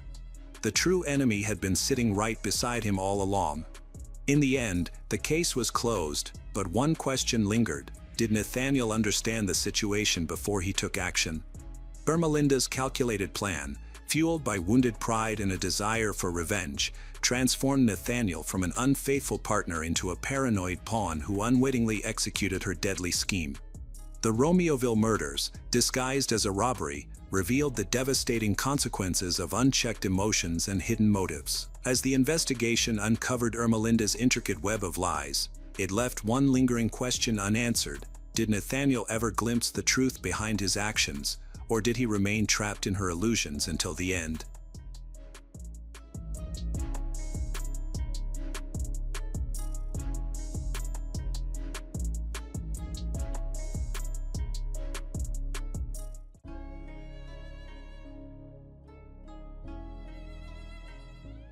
The street was calm and peaceful late at night. Suddenly, the calm was broken by a noise. What happened next was shockingly violent and seemed carefully planned. The most troubling part was that she had warned others about the possibility of this event, but no one intervened. Alessandra Mattuzzi was born and raised in Italy and spent most of her life in the fashion industry. At 56, she worked as a sales representative for a boutique specializing in women's clothing. Those who knew her well described her as reliable, thoughtful, and elegant. She approached every task with precision and grace, whether assisting a customer or caring for a loved one. Alessandra was particularly known for her deep compassion. Her sense of duty went beyond her job. She had been her father's main caregiver during his final illness, providing unwavering support until his death. This experience left her emotionally exhausted. Afterward, she became withdrawn, avoiding social interactions and hesitating to form new relationships. Alessandra's daily life centered around her mother, who lived in a care home and needed constant care. She followed a regular routine that included frequent visits to her mother and daily phone calls with her younger sister, Stefania, with whom she had a strong bond. Although Alessandra was reserved, she maintained an online presence that showcased her life. Her social media accounts featured images of family gatherings, stylish work outfits, and quiet moments with her pet. She preferred calm environments and meaningful relationships over large social events. Everything changed in the summer of 2021 when she encountered a young man named Giovanni Padovani on social media. Giovanni, aged 27, was originally from Sicily. He lived an active lifestyle as a professional football player and part-time model. His social media was lively and well followed, showcasing training sessions, travel adventures, and insights into photo shoots. His online persona was polished and charismatic, earning him admiration from many, particularly women. His friendly, approachable demeanor suggested he was both confident and down-to-earth. Despite their age difference, Alessandra and Giovanni connected easily from the start. Giovanni was respectful and kind, showing no signs of arrogance. As time went on, their messages became more frequent, transitioning from simple greetings to deeper conversations about their lives and feelings. Their digital exchanges developed into genuine emotional connections, and they began communicating almost daily. They sharing photos, life updates, and words of support. Eventually, Giovanni planned a visit to Alessandra in Bologna, where she lived. During his visit, he took the time to understand her world without being intrusive. One gesture that stood out was his offer to visit Alessandra's mother at the care home. This thoughtful act left a lasting impression, showing that he cared not only about Alessandra but also about the life she had built and the people she cherished. In the months that followed, Giovanni kept visiting Bologna. He and Alessandra spent peaceful moments together, walking around the city, cooking, and doing errands. He joined her in her daily activities and seemed to appreciate the slower pace of her life. He appeared to genuinely care for her, capturing their moments together in photos he occasionally shared online. In private messages, he expressed his support and affection for her. To onlookers, their relationship might have seemed surprising yet meaningful, as two very different lives came together. Shortly after the new year, the sense of security began to fade. Giovanni's behavior changed. He started calling more frequently, sometimes multiple times a day, and his questions became highly specific. What had once seemed like affectionate curiosity turned into suspicion. He wanted to know who she was talking to, what she was doing, and why. Their conversations morphed into interrogations filled with doubt. Then, he began accusing her of hiding things. There was no basis for his claims. His obsession extended beyond Alessandra. He started calling Stefania directly, trying to persuade her to adopt his distorted perspective. While he initially sought her support, his behavior grew increasingly erratic. His tone shifted from persuasive to aggressive. Stefania remembered how he used to yell during phone calls, his voice loud and full of accusations. Eventually, she cut all contact with him. In contrast, Alessandra chose to stay connected, believing that the difficult times would eventually pass. She tried to avoid arguments and calm the situation down in hopes of restoring balance. However, the man who had once seemed emotionally understanding became more controlling. His jealousy took hold, and even minor social media interactions, likes, photos, comments, sparked new conflicts. He demanded explanations for every little thing. As his obsession grew, so did his need for control. He began calling her at all hours of the night, and his messages shifted from sweet to overwhelming, and often filled with frustration or regret. Alessandra's sense of peace was shattered. His unpredictable moods drained her, and his expectations were unrealistic. Yet, he continued to intrude into her life in increasingly invasive ways. In early 2022, the situation worsened for Alessandra. After one of her visits, she discovered she was locked out of her email and social media accounts. When she tried to recover them, she found that the new passwords contained clues and references linked to Giovanni, making her suspect he had accessed her computer. The more she investigated, the more alarming things became. Her WhatsApp account was connected to a foreign device, and spyware was later found on her phone. This spyware allowed Giovanni not only to monitor her but also to read her messages, check her call logs, track her location in real time. His surveillance was intentional and methodical. Alessandra's suspicions were confirmed when Giovanni started mentioning private conversations she had never disclosed to him. He was aware of who she had communicated with and when. He challenged her with distorted interpretations of her online interactions, convinced she was being unfaithful despite having no evidence. His delusions intensified, and he demanded constant proof of her location, short videos every 10 minutes showing where she was and who she was with. When Alessandra refused to comply, he erupted in anger, threatening to end their relationship, accuse her of betrayal, or overwhelm her with messages until she complied. His demeanor became cold, controlling. Alessandra felt she was no longer an equal partner in the relationship. Instead, she felt watched, judged, and trapped. Giovanni's actions took a terrifying turn when he gained access to Alessandra's home surveillance system. He even sent a screenshot of her inside her apartment to her, revealing he had been watching her in what she thought was a safe space. By mid-2022, Giovanni's behavior became overtly predatory. He not only monitored her online but also started to follow her in person. He loitered around her apartment building in Bologna, appearing at strange hours without any notice. Neighbors began to take notice. One saw him attempting to enter the building, while another spotted him on the roof. He was no longer attempting to conceal his intentions. Her life became dominated by anxiety. Giovanni had become unpredictable and dangerous. The damage began to escalate. Someone tampered with her car, cutting its wiring and disabling the lights. In her apartment, the power was cut when someone removed the fuses. These incidents were more than just vandalism, they were deliberate attempts to force her to confront him. She heard shouting, loud bangs against her walls, and items being smashed in her home. At one point, he even climbed back onto the roof, trying to break in again. What had once seemed like affection had turned into obsession. All personal boundaries had been shattered. Alessandra, who once led a calm, structured life filled with routine, was now living in a constant state of fear.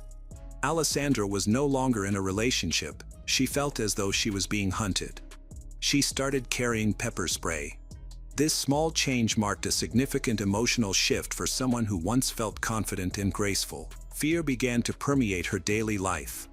She confided in friends and family that returning home made her anxious.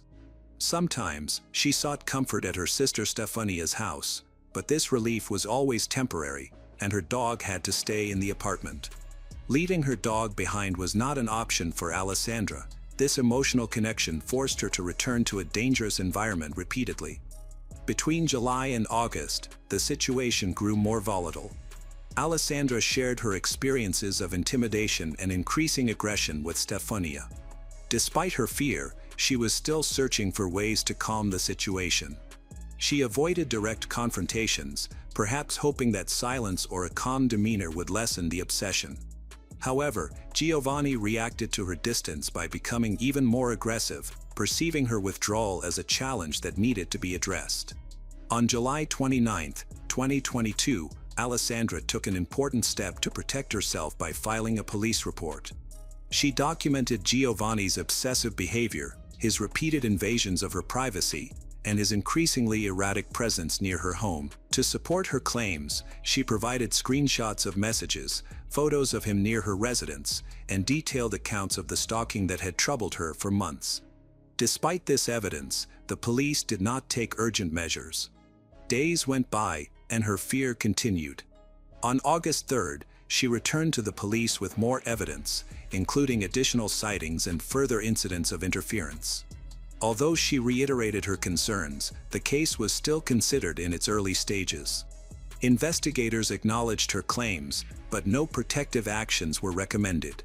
There was no restraining order, no formal warning issued, and no police presence near her building. By August 8th, she went back to the police again because the harassment had not ceased. Giovanni still showed up near her home and tried to enter the building. She kept meticulous records of each incident, including car damage, power disruptions, and break-in attempts. His messages had also become more aggressive. Yet, the official response to her situation remained unchanged. A fourth visit took place on August 13th. By that time, Alessandra was both exhausted and terrified. She felt she was being watched, followed, and monitored online. Giovanni's control over her life invaded her personal communications and daily activities. She clearly expressed her fear for her life and provided the police with direct quotes from his messages, which contained threats and psychological manipulation. One of her statements was particularly chilling: "I don't want to die." It was not just a plea, it was a stark warning. However, this was insufficient to prompt urgent action from the authorities. They cited procedural limitations, saying that they needed more witness statements. The investigators minimized the threat because there had been no physical attack, treating the case as simple harassment rather than a potential for violence. They failed to recognize the serious situation unfolding before them. Her family would later contest this failure, asserting that the warnings had been clear, consistent, and serious. The progression of events was evident.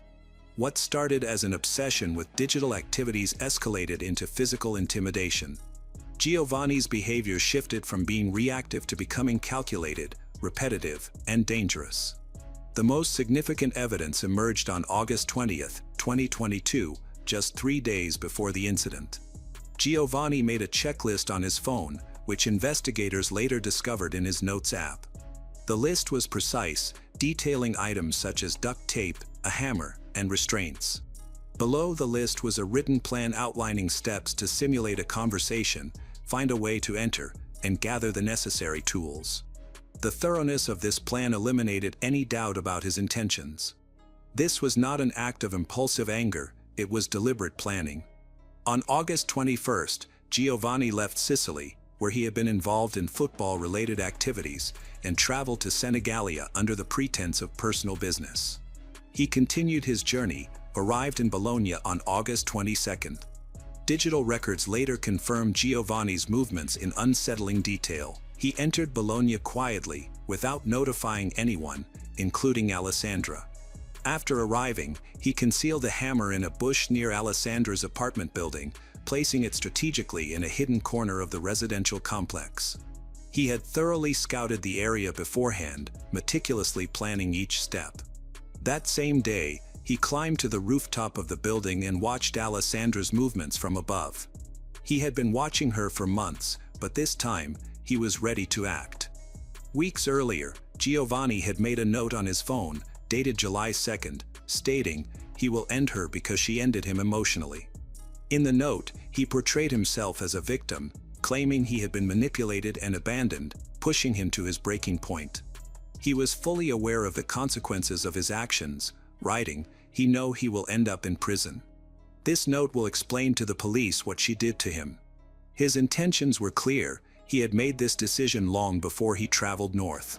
On the evening of August 23rd, Alessandra arrived home, unaware that Giovanni was waiting nearby. It was just after 9 p.m., and she was on the phone with her sister, Stefania, in a normal conversation built. As Alessandra approached the entrance of the building, Giovanni emerged from his hiding place. The attack happened in seconds. Stefania, still on the phone, noticed a sudden change. Alessandra's voice shifted, followed by the unmistakable sounds of a violent struggle. In that brief moment, everything fell apart. Witnesses later reported seeing Giovanni attack her. He grabbed a hammer and struck her with such force that the hammerhead broke off the handle. However, he didn't stop there. Giovanni continued to hit her with his fists and then picked up a heavy wrought iron bench from just outside the entrance, using it to beat her repeatedly. He displayed extreme violence, delivering multiple devastating blows. Forensic reports later indicated that she had suffered over 20 traumatic injuries. Alessandra had visible injuries on her skull, chest, arms, and legs, showing evidence of a brutal assault. Her body was found with signs of blunt force trauma, severe fractures, and indications that she had been dragged on the ground. Despite the loud noises and chaos, Giovanni made no attempt to flee. When the police arrived, he was calmly sitting by the front door of the building, waiting. Officers noted his eerie composure. There was no struggle or remorse, only a chilling acceptance of his actions. Alessandra was taken to the hospital, but unfortunately, it was too late. Her injuries were severe, and she died shortly after arriving. The evidence was indisputable. His actions were deliberate, and he made no attempt to hide what he had done. The precision in his timing and the weapon's location revealed clear premeditation. Witnesses described him as quick and confident, as if he had rehearsed the act numerous times in his mind. Stefania's phone call, along with both physical and digital evidence, was essential for piecing together the timeline of events. The entire attack lasted just a few minutes, but it followed months of carefully planned psychological abuse. After his arrest, Giovanni was moved to a psychiatric facility. Initially, he chose to remain silent but later made statements blaming Alessandra for what happened, claiming she caused him emotional pain and had broken him. Investigators, however, recognized this as an attempt to mislead. The crime was clearly planned, documented, and carried out with disturbing precision. Although his defense team requested a psychiatric evaluation, court-appointed experts determined that he was fully aware of his actions. He showed obsessive and controlling behavior but did not qualify for an insanity defense. His mental state was intact, and he acted with intent. During sentencing, Giovanni spoke briefly, describing his experience as a nightmare. He told the court that if they considered him sane, he deserved the maximum penalty. He attempted to portray himself as a broken man, but the court was unaffected by his claims.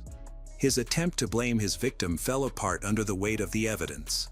On February 12, 2024, Giovanni Padovani was found guilty of stalking and the premeditated murder of Alessandra Mattuzzi. He was sentenced to life in prison. The court highlighted several aggravating factors: the cruelty of the attack, his lack of remorse, and the extensive psychological abuse that occurred before the crime.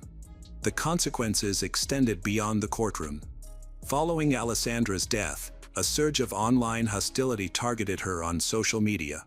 Mean comments overwhelmed news articles, with strangers criticizing her looks, clothing, and age, as well as the age difference between her and Giovanni. Some even implied that she had provoked his actions. One of the most alarming remarks came from Donatello Alberti, was then director of Croce Bianca of Ferrara, who suggested that her appearance justified Giovanni's jealousy. The backlash was swift, resulting in Alberti's immediate removal from his position. Alessandra's family responded by filing complaints against 5 individuals for their online harassment. In an unusual move, the Bologna prosecutor's office initiated an investigation into this cyber harassment. This case set a significant legal precedent in Italy, marking one of the first times digital defamation against a deceased victim was prosecuted on such a scale. In the view of both the court and the public, Giovanni's actions were not only murder but also the final result of a prolonged campaign of control, psychological, digital, and physical, a heartbreaking example of a system that failed to intervene in time. Experts later recognized his behavior as classic Othello syndrome, a psychological condition characterized by delusional jealousy.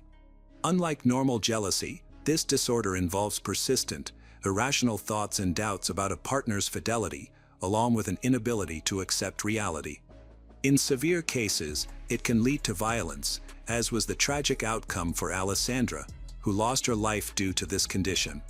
Alessandra Mattuzzi's life, defined by compassion and grace, was cruelly ended on August 23, 2022, by Giovanni Padovani's calculated violence, despite her desperate pleas for protection. While his life sentence on February 12, 2024, delivered justice, it could not erase the pain of her family, particularly her sister Stefania, nor the sting of a system that failed to act on her warnings. Alessandra's legacy as a devoted daughter, sister, and professional endures, her warmth forever etched in the hearts of those she loved. Her family's fight against post-murder cyber harassment, culminating in a groundbreaking Italian legal precedent, has sparked vital conversations about digital abuse and victim blaming. Though her loss remains a stark reminder of unchecked stalking and domestic violence, Alessandra's memory fuels a call for stronger protections to ensure no one else suffers her fate.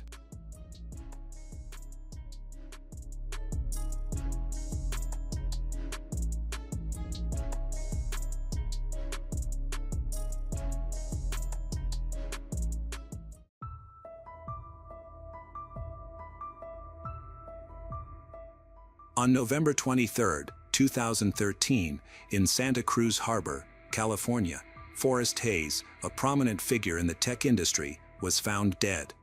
His body was located on his luxury yacht, the Escape, which he owned. He was discovered unconscious in one of the cabins, and attempts to revive him were unsuccessful. Local law enforcement responded after the yacht's captain called for help. The circumstances surrounding Forrest's death were puzzling. He was lying on his back with no signs of struggle. An injection mark was visible on his arm, but no syringe or medical supplies were found nearby, raising questions about whether his death was accidental or intentional. The cabin appeared disordered. There were 2 wine glasses on a small table, one with lipstick marks, indicating he had company. All the windows were covered with curtains, and the lighting was dim, contributing to an atmosphere of privacy. The scene looked strangely staged, yet there were no clear signs of violence. The yacht's captain told the police that Forrest often used the boat for private outings. He noted that Forrest liked spending time alone on the yacht, but he also had guests from time to time. The coroner's initial assessment indicated that an overdose could be the cause of death. However, at the start of the investigation, it was unclear if this overdose was by accident or on purpose. The lack of a syringe near the body raised further questions.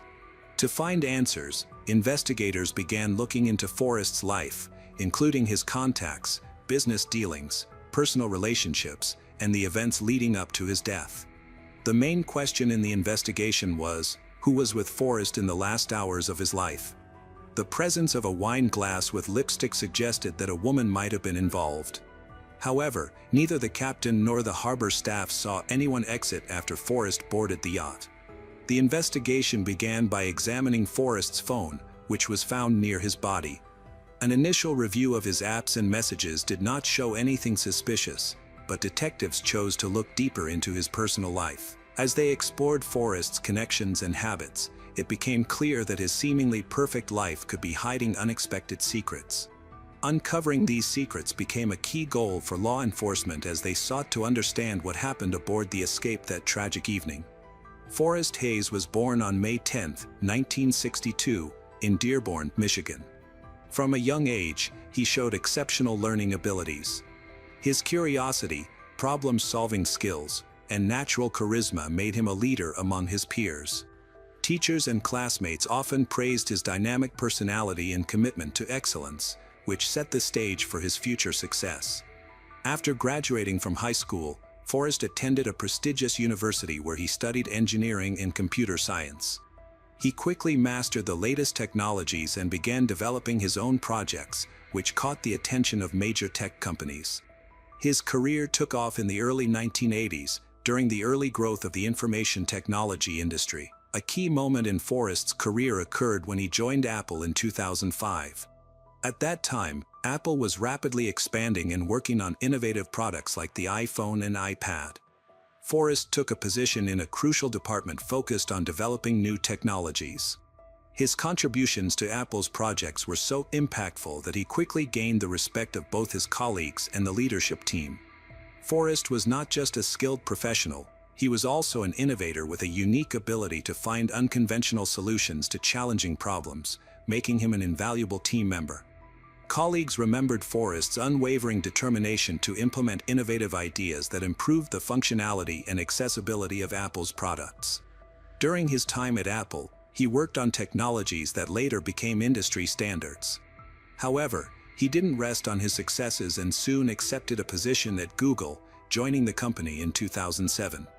At Google, he became part of Google X, a division focused on developing advanced technologies. His role involved overseeing projects related to autonomous vehicles, smart devices, and other innovative advancements. Notably, he contributed to the creation of self-driving vehicle systems, a significant breakthrough in autonomous transportation. Colleagues described Forrest Hayes as an inspiring leader who motivated his team to reach ambitious goals. He was strict but fair, promoting a positive work environment. Forrest embraced challenging tasks, which earned him the respect and admiration of his colleagues. His ability to blend strategic thinking with attention to detail enabled him to successfully lead large-scale projects that shaped the future of technology. Forrest's professional success was closely connected to his family life. In 1996, he married Denise Hayes. Together they built a strong relationship based on understanding and support. They had 5 children: Lauren, Danielle, Lily, Roscoe, and Zosia. Forrest was not only a successful businessman but also a dedicated father. Even with a busy work schedule, he always prioritized his family. Those who knew him said he loved spending time with his children, planning family trips, and creating traditions that brought them closer. Their family life seemed joyful. They living in a $4 million home in one of California's finest neighborhoods, which offered a peaceful and comfortable environment. Forrest's biggest joy came from outings on his yacht, the Escape. To him, the yacht represented family togetherness. He regularly took his family on short trips, enjoying quality time and relaxation away from the busy city life. Friends and colleagues admired how he balanced his career success with his family commitments. He exemplified the ability to manage both professional achievements and personal responsibilities. Although Forrest appeared outwardly harmonious, he sometimes shared with close friends that he felt empty inside. He had accomplished everything he had ever dreamed of, yet it didn't fully satisfy him. This sense of restlessness may have pushed him to pursue new experiences and interests, ultimately resulting in tragic outcomes. A key part of Forrest's secret life was his use of the app Seeking Arrangement. This platform connects wealthy individuals with younger partners for informal relationships that often involve financial support. Forrest actively used the app, and an investigation into his account showed that he had been messaging many women, setting up meetings, and negotiating the terms of their interactions. His relationships were not just casual. Forrest was known for generously supporting his partners by covering their expenses, giving them expensive gifts, and meeting in private settings. One such location was his yacht, which originally served as a family vessel for short trips but later became a personal getaway for him and the women he met through the app. The yacht offered the privacy, allowing him to avoid unwanted attention. The captain of the yacht, employed by Forrest, later informed the police that it was frequently used for these meetings. He recalled that Forrest sometimes took women on short trips or spent several hours alone with them on board. The captain noted that these encounters happened often but were covered by a confidentiality agreement. Alcohol was typically involved, and in some cases, illegal substances were also present. Messages found on Forrest's phone showed he discussed acquiring these substances, and occasionally, his partners would bring them at his request. This information shocked his colleagues and family, who were completely unaware of his secret life. Investigators paid special attention to a woman Forrest had met through seeking arrangement. A week before his death, he arranged to meet her on his yacht, where they spent the evening drinking wine and using substances that made Forrest feel unwell. In messages after their meeting, Forrest acknowledged he wasn't feeling well but expressed no desire to stop these activities. Forrest lived two distinct lives. In one, he was a dedicated husband, father, and respected professional. In the other, he sought excitement and a break from his daily routine. His colleagues and friends were unaware of this hidden side of him, and his family believed his yacht trips were simply a way for him to manage stress. These private meetings, which Forrest viewed as a release from his demanding job, ultimately had tragic consequences. The yacht, once a symbol of his achievement and independence, became the place where his two lives intersected, leading to his untimely death. This situation forced both investigators and Forrest's loved ones to reevaluate their perception of a man they had believed was perfect. Alex Tichelman was born on April 8, 1987, in Canada. Her biological parents are unknown because she was adopted by Leslie Ann and Bart Tichelman at a young age. They provided her with a stable and loving home, along with financial security. Leslie Ann worked in retail, while Bart held an executive position at a major company, which gave the family a respected social status. Alex grew up in a joyful environment. She thrived in school, particularly in literature, and aspired to become a writer. Her teachers appreciate her creativity and imagination. Besides her academic success, she enjoyed sports and actively participated in school competitions. Her parents were proud of her accomplishments, invested in her education, and supported her dreams. During her adolescence, Alex started experiencing a range of problems. At 14, she randomly tried cannabis, which led her to gradually engage in more risky behaviors. Initially, she experimented with lighter substances, but by 16, she had begun using harder drugs. This shift had a significant impact on her life. She began to skip school, quit sports, and distance herself from her parents. Leslie Ann and Bart worked hard to support their daughter. They consulted psychologists and took her to counseling, but things only got worse. In a last-ditch effort to help her, they sent Alex to a private rehabilitation school in Maine that had a strict approach for dealing with troubled teens. They hoped that being away from her usual surroundings would help her get back on track. Unfortunately, her time at the school did not yield the desired results. Alex struggled to adjust and soon returned home, where she reverted to her old habits. By the age of 18, Alex had left school. She explored different career paths, including journalism, but quickly lost interest. Her progress was repeatedly hindered by her battles with substance abuse. This addiction made it difficult for her to build a personal or professional life. In 2010, Alex moved to San Francisco, hoping to start fresh in the entertainment industry. She created a YouTube channel to share makeup tutorials and her daily life, but the project did not succeed, leading to more disappointment. In search of a way to distinguish herself, she ventured into modeling. However, she found that the conventional modeling standards did not fit her, so she decided to focus on fetish photography. She took part in BDSM-style photo shoots that emphasized shock and provocation. While this choice helped her connect with an audience, it did not provide her with financial stability. Alex continued to struggle with her addictions, living from one job to another and facing ongoing challenges.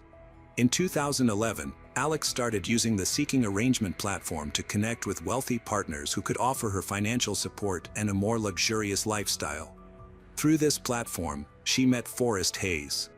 Their relationship began with typical discussions about the terms of their meetings. Forrest was looking for a companion for private gatherings on his yacht, Escape.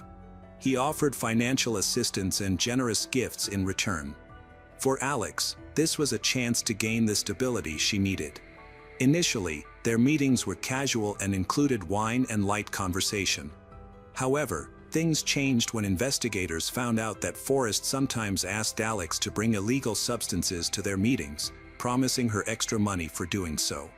Alex saw this as a way to earn more, and as a result, their meetings became more frequent, primarily taking place on the yacht Escape. One important person in Alex Tichelman's life was Dean Riopelli, the owner of popular nightclubs in Atlanta. Their relationship began in 2011, quickly drew attention because of their significant age difference. Dean was 51, while Alex was just 24. Despite this gap, they were both fully engaged in a lively and intense lifestyle. Dean was not only a successful entrepreneur but also a dedicated rock musician. His clubs played a key role in Atlanta's music scene. His band frequently performed there. Known for his charm, energy, and love for a free-spirited lifestyle, Dean became a major influence in Alex's life, who was seeking both stability and affirmation. Their relationship was filled with the wild excitement typical of rock and roll, including party. However, beneath this glamorous exterior, there were significant conflicts. Dean's friends and colleagues observed that Alex often triggered arguments. Her impulsive behavior, worsened by alcohol and substance use, made their relationship unstable. In September 2013, just weeks before the unfortunate incident involving Forrest Hayes, Alex reported Dean to the police, claiming he was aggressive.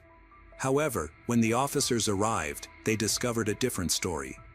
Witnesses stated that Alex was acting erratically that night. She had drunk too much alcohol, created a disturbance at a club, and even attacked Dean, including biting his finger and leaving marks. Consequently, Alex was charged with filing a false report and assault. This situation illustrated the ongoing tension in their relationship, which, despite hints of affection, was deteriorating due to persistent conflicts. A few weeks later, on September 24, 2013, Dean was found unconscious in his home. Alex called emergency services, stating that he had collapsed after a long night of partying. She said she had briefly gone to the bathroom. When she returned, she found him on the floor. Paramedics arrived and declared him dead at the scene.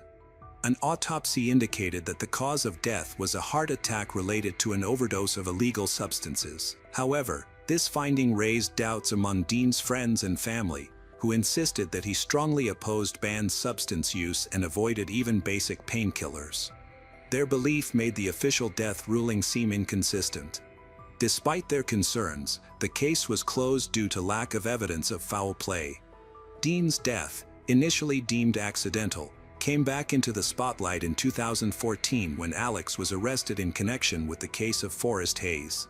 During the investigation, police found similarities between the two cases. The substances linked to Forrest's death were the same as those found in Dean's system. This discovery led to the reopening of Dean's case. Additionally, Alex's mysterious social media posts heightened suspicions.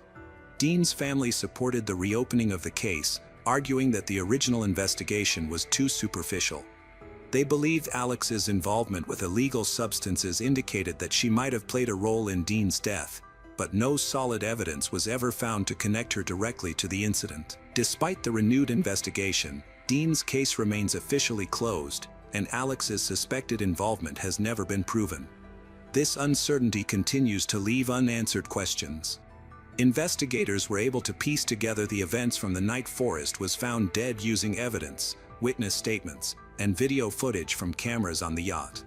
On November 22, 2013, Forrest arrived at the yacht named Escape in the afternoon, as was his usual routine, and boarded by himself. Soon after, Alex joined him on the yacht. According to the captain, Forrest had asked the crew to leave for the evening because he wanted privacy and a relaxing night.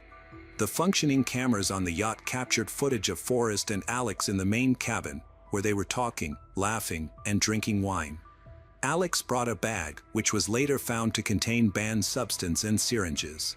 As the night went on, their conversation became more informal, and Alex took out a syringe filled with a substance. She injected herself first and then offered it to Forrest, who accepted. The camera recorded the moment she injected him. Shortly after being injected, Forrest's health quickly worsened. He lost consciousness and collapsed on the couch. At first, Alex did not realize the seriousness of the situation. She kept drinking her wine and looking around the cabin. Eventually, she tried to wake Forrest by shaking him, but he did not respond. Frightened when she realized he was not waking up, Alex began to panic. She hurriedly packed her belongings, including the syringes and leftover drugs, in an effort to eliminate potential evidence. She also wiped the wine glass she had used to remove her lipstick marks, although she missed some of them. The video showed her quickly drawing the cabin curtains, checking the area to ensure no clear evidence of her was left. Afterward, Alex left the yacht without informing anyone of what had occurred, leaving Forrest unconscious on the couch. For several hours, no one checked on him. It was only later, when Forrest's worried wife reached out to the captain, that he returned to the yacht and found Forrest's lifeless body. The investigation found that Alex attempted to go into hiding after the incident. She turned off her phone and left the marina to avoid being found. However, video footage from the yacht, lipstick marks on a wine glass, fingerprints, and text messages exchanged between Forrest and Alex on his phone helped investigators reconstruct what happened. Alex's behavior on the yacht suggested she played a significant role in the tragedy. A critical question still lingered: was the injection intentional, or was it a reckless choice? Once Alex was identified as a main suspect in Forrest Hayes' death, law enforcement initiated a manhunt to find her. After the incident, Alex disappeared, which further fueled suspicions about her involvement. With her phone off and her previously active social media account silent, tracking her became increasingly difficult. Investigators developed a strategy to track down Alex using her profile on Seeking Arrangement. This app became crucial for locating her. They created a fake profile of a wealthy man looking for new companions. Despite trying to stay low-key, Alex couldn't resist the promise of financial benefit and agreed to a meeting. After several days of communication, she set up a rendezvous at a quiet location in California. When Alex arrived, she was arrested by law enforcement. The operation went smoothly. She did not resist arrest, though her demeanor was described as calm and indifferent. During the arrest, she claimed not to understand the charges against her, but she was soon formally charged with second-degree manslaughter, evidence tampering, and illegal distribution of controlled substances. The trial began in early 2014 and quickly attracted media attention because of Alex's appearance and controversial background. She became known as the beauty-turned-criminal. Her photos, past interviews, and courtroom behavior were frequently discussed. Alex maintained a calm and confident demeanor, often dressing stylishly, which elicited mixed reactions from the public. The prosecution argued that Alex was fully aware of the risks involved in her actions. They presented video evidence from the yacht showing her giving an injection to Forrest and then leaving without helping him. They claimed this showed her indifference and attempts to avoid responsibility. In contrast, Alex's defense team argued that she acted at Forrest's request, did not intend to cause harm. They maintained that his death was a tragic accident and that she left in a panic. They also pointed out that Forrest had requested the substances and consented to the injection. Public opinion was sharply divided. Some viewed Alex as a heartless criminal responsible for the death of a successful and respected man, while others saw her as a victim of circumstance, questioning the ethics of Forrest's actions, including his use of a dating app and engagement in risky behavior. In May 2015, Alex reached a plea deal with the prosecution. She admitted to involuntary manslaughter and possession of illegal substances in exchange for a shorter sentence and the chance to avoid a jury trial. Alex was sentenced to 6 years in prison, with credit for the time she had already spent incarcerated. This decision led to a renewed debate. Some people thought the sentence was too light given the situation, while others believed it was appropriate because there was no solid proof of intent to harm. After completing her sentence, Alex was deported to Canada, her birthplace, in 2017. Despite this, her name continued to appear in discussions and articles about high-profile crimes. To the public, Forrest became a representation of double lives, risky choices, and the significant consequences of reckless decisions that resulted in a tragedy affecting many people. After her release, Alex tried to rebuild her life. For a while, she stayed away from the public, avoiding media interviews and social media. A year later, she did her first major interview with a Canadian journalist through video call. In the interview, Alex appeared calm and composed, but many perceived her as emotionally detached. Her account of the events reignited controversy, sparked new discussions about her actions and their aftermath. She stated that she never meant to harm Forrest Hayes and was shocked by his death. Alex claimed that she had given him the injection at his request, insisted that she was unaware of any existing health problems he might have had. She believed that Forrest was aware of his limits, was in control of his actions. Additionally, she denied trying to hide evidence, explaining that her actions were the result of panic and poor judgment in the moment. Her statements contradicted the evidence in the case. Footage from the yacht showed Alex not only cleaning up evidence of her presence but also leaving without trying to get help. This raised further doubts about her honesty, drew sharp criticism from Forrest's family, who accused her of trying to deflect blame. Her comments about Dean Riopelli were equally controversial. In the interview, Alex described their relationship as troubled yet real, claiming she was devastated by his death. However, she avoided questions about the cause of Dean's overdose and the details of their last meeting. Her lack of response only increased suspicions among Dean's family, who had earlier called for the case to be reopened, stating that Alex's statements generated more questions than answers. The investigation into Dean Riopelli's death remains unresolved. In 2018, the Fulton County District Attorney's Office stated that the case was under review, but there have been no updates since then. Reports suggest that investigators did not find any new evidence to confirm or deny Alex's involvement, leaving Dean's family uncertain. Currently, Alex Tichelman lives in Canada and maintains a mostly private life. Her social media accounts are inactive, and journalists have had little success reaching her for comments. Some view Alex as a victim of unfortunate circumstances, while others regard her as cold and calculating, believing her actions contributed to two tragedies. The deaths of Forrest Hayes and Dean Riopelli raise many questions. Were they really accidental? What was Alex Tichelman's involvement in these tragic situations?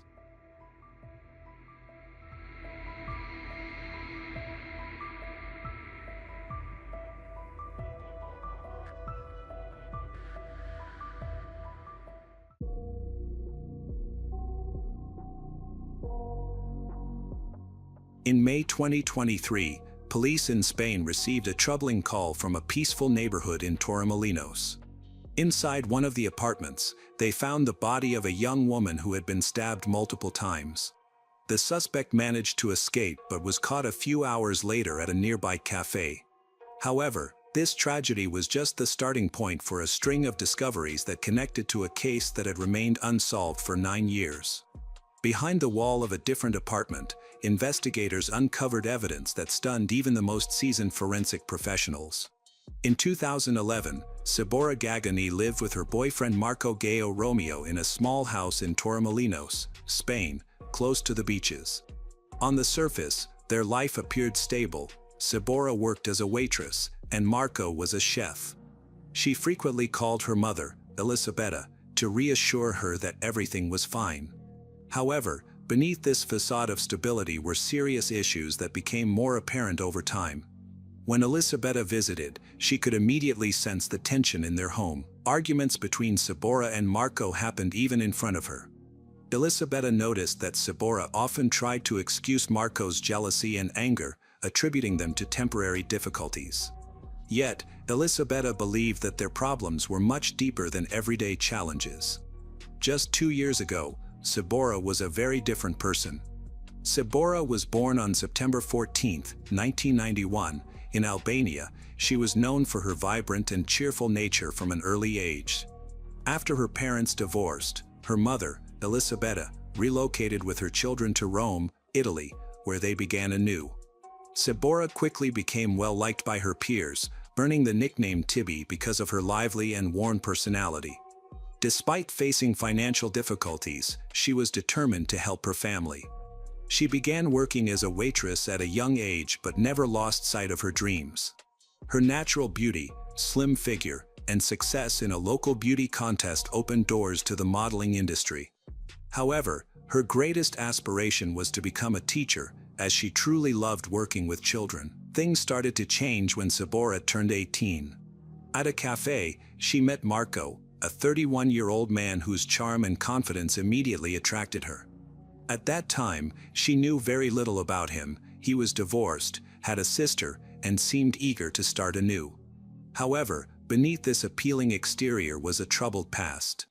Marco had a reputation for aggressive behavior and issues with substance abuse, which had led to multiple encounters with the police.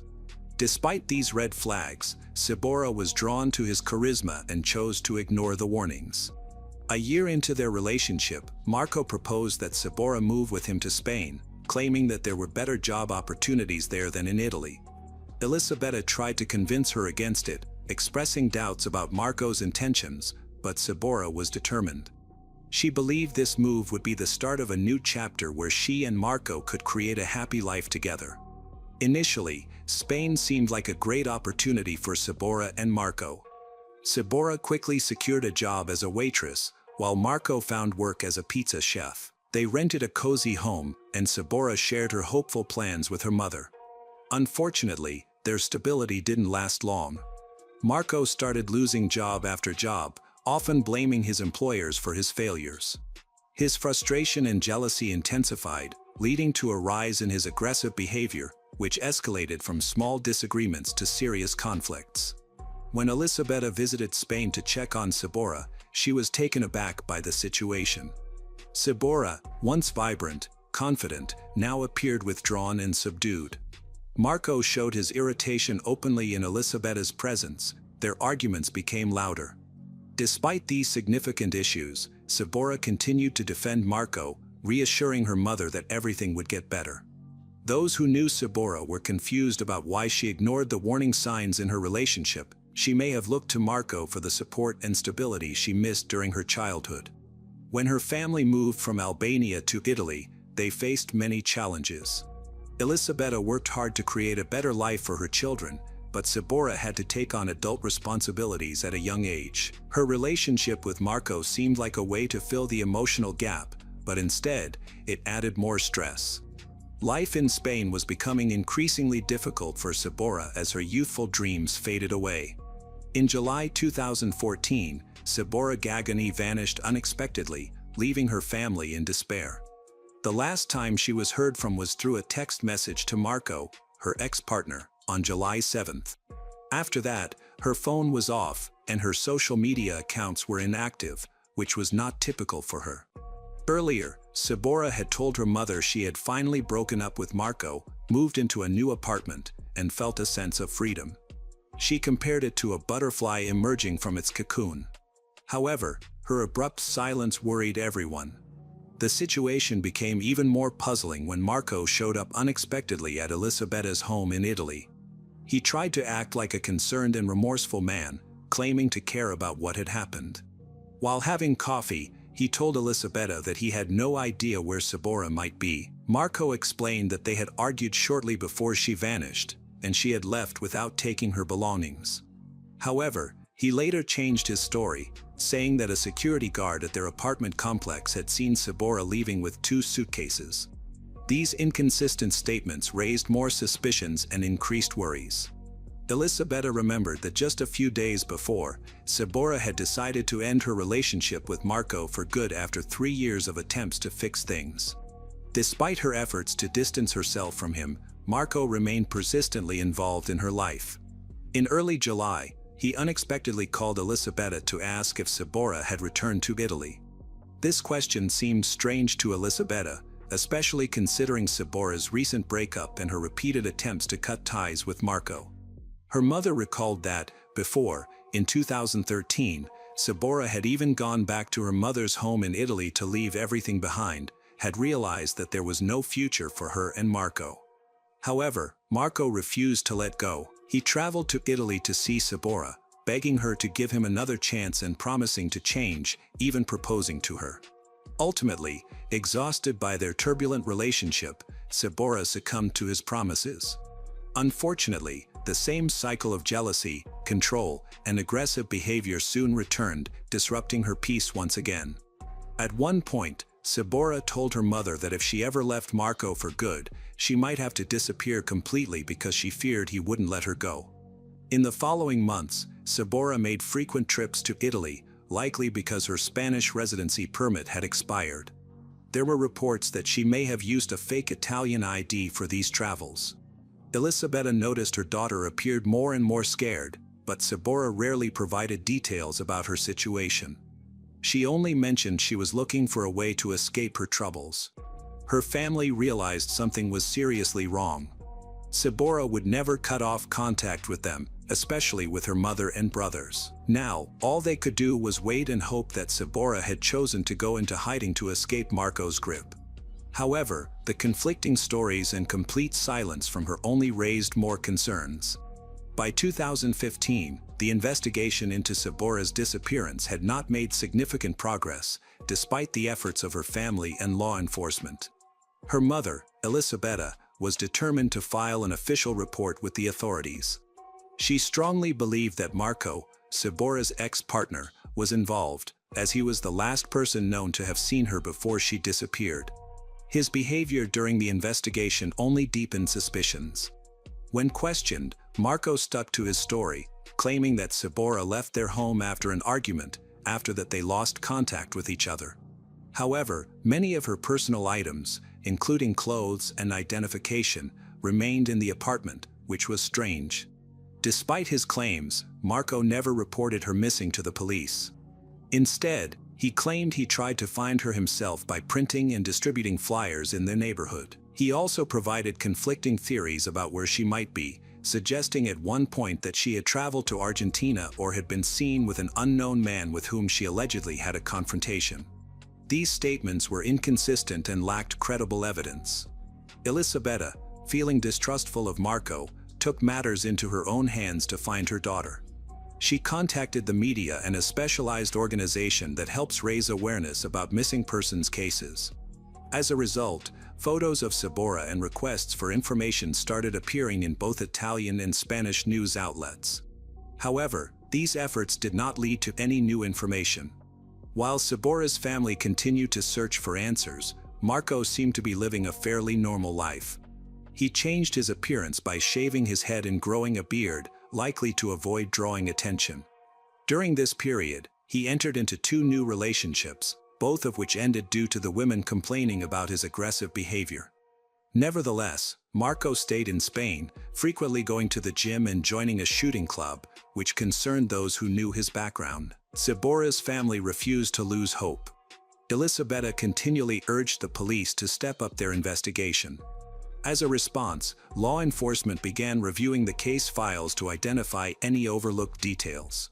They paid close attention to Marco's statements, which had seemed inconsistent from the start. Moreover, there were questions about why he hadn't contacted the police immediately after she went missing. As time went on, public interest in Sabora's case decreased. Despite her family's relentless search for answers, Marco, who was still in Spain, seemed to adapt to life after her disappearance. To his neighbors, he seemed friendly, focused on fitness and socializing. However, concerns about his character lingered due to his past relationship with Sabora and complaints from his new partners. While Sabora's family held on to hope for updates, the investigation remained stalled. Authorities broadened their search using international missing persons databases, but these efforts produced no leads. For those who knew Sabora well, the uncertainty about her fate was agonizing. By 2023, Marco seemed to have changed his life for the better. He was now living with a new partner, Paula, and they had a child together. Yet, beneath this seemingly fresh start, the same problems that troubled Marco for years persisted. His relationship with Paula was unstable. She confided in close friends and co-workers about experiencing physical abuse from him. During this time, Marco had difficulty maintaining a steady job, which made their financial situation worse. Over time, Paula became more aware of the challenges in Paula and Marco's relationship. She felt that Marco was not only aggressive at work but also unsupportive at home. Despite Paula's efforts to create the appearance of a normal life, her struggles were becoming apparent. For Paula, her primary goal was to save enough money to leave Marco and fight for her children's custody. Marco's situation was getting worse. He often told his master about his financial problems, stating he was working only for his family's sake. However, his aggressive behavior at work and inability to get along with coworkers made his master wonder if keeping him employed was worth the hassle. Meanwhile, Paula's friend noticed how serious Paula's situation was and encouraged her to stand up against the mistreatment. Despite this, Paula was too afraid to take any confrontational action. She confided in her friend that Marco had hit her 4 times and kicked her, but she minimized the seriousness of these incidents. This indicated that Paula needed immediate help. On Tuesday, May 16, 2023, Paula enjoyed her day off, excitedly sharing her plans for a relaxing evening with her coworkers. However, the next day, May 17, took a tragic turn. Around 11:30 a.m., loud shouting came from the apartment that Paula shared with Marco. Although arguments were common between them, this time it sounded much more severe. Paula's voice was clearly heard, calling for help. Victor, Marco's landlord and boss, could hear a loud disturbance coming from her apartment. Worried, he hurried over with a co-worker from the restaurant. When they arrived at the door, they began knocking and shouting to find out what was going on inside. They heard soft sobbing, which then stopped abruptly. Shortly after, Marco opened the door, appearing calm, and told them everything was fine, saying Paula had just gone to bed. However, the absence of Paula's voice made Victor uneasy. This situation was particularly alarming given recent events. Just days earlier, Victor had fired Marco after a series of troubling incidents, including the mysterious disappearance of a kitchen knife. Victor had begun to distrust Marco and wanted to prevent any further issues. Now, Marco was involved in another troubling situation. While Victor went to get a spare key to the apartment, the co-worker called the police. Marco, seeming to recognize that the situation was getting serious, remained calm but acted unexpectedly.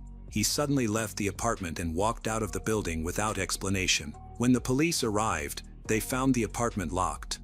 Victor soon returned with a spare key and entered the apartment to investigate further. Inside one of the rooms, they discovered Paula's body on the floor, stabbed 14 times.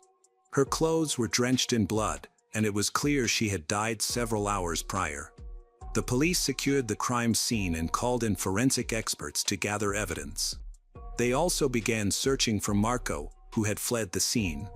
Meanwhile, Paula's body was sent for an autopsy to determine the exact cause of death. Just a few hours later, Marco was found sitting calmly at a cafe table. He did not resist arrest and appeared unfazed by the situation. On May 20, 2023, 3 days after Paula's tragic death, Marco appeared in court. He was charged with a crime involving aggravating circumstances related to gender-based violence. The court ordered a psychiatric evaluation and substance testing. Marco was denied bail and remained in custody during the hearing. He chose to stay silent, only speaking to respond to his lawyer's questions. There was no mention of Sabora Gagani. However, just a few days after his arrest, Sabora's case gained attention again.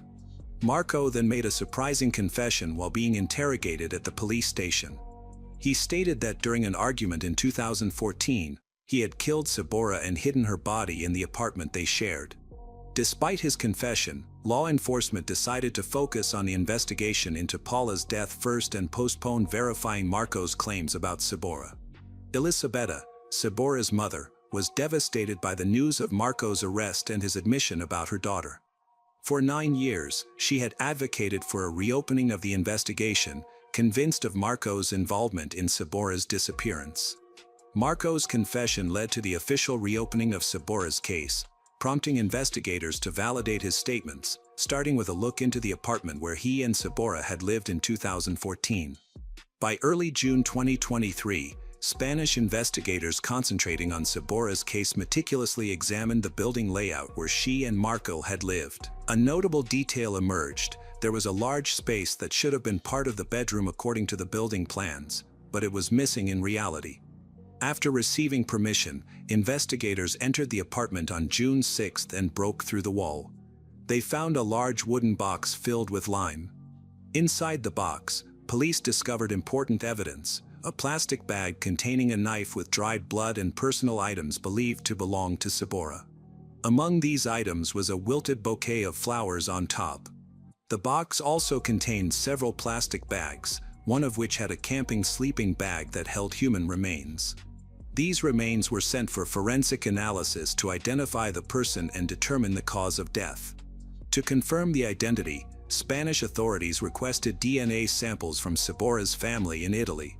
On June 10, police visited the home of Sabora Gagani's mother, Elisabetta, to collect a saliva sample. The DNA results confirmed that the recovered remains belonged to Sabora. In the week that followed, new information about Marco's actions came to light.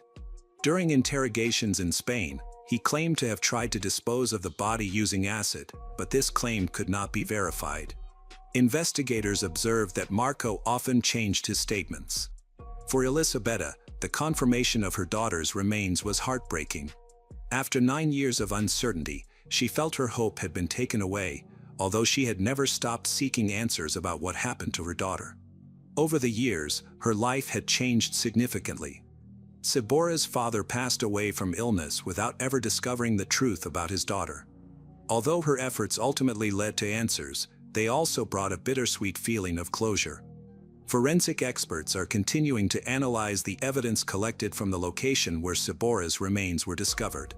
A knife found in a plastic bag has been sent for testing to check for biological traces that might connect it to Marco. At the same time, Spanish investigators are working with their Italian colleagues to gather additional materials related to Sabora's disappearance. Although there is evidence against him and he initially confessed to being involved in Sabora's death, including disclosing where her remains were located, he later took back his confession. Marco's lawyer claims that his statements were made under pressure and should not be accepted as evidence in court.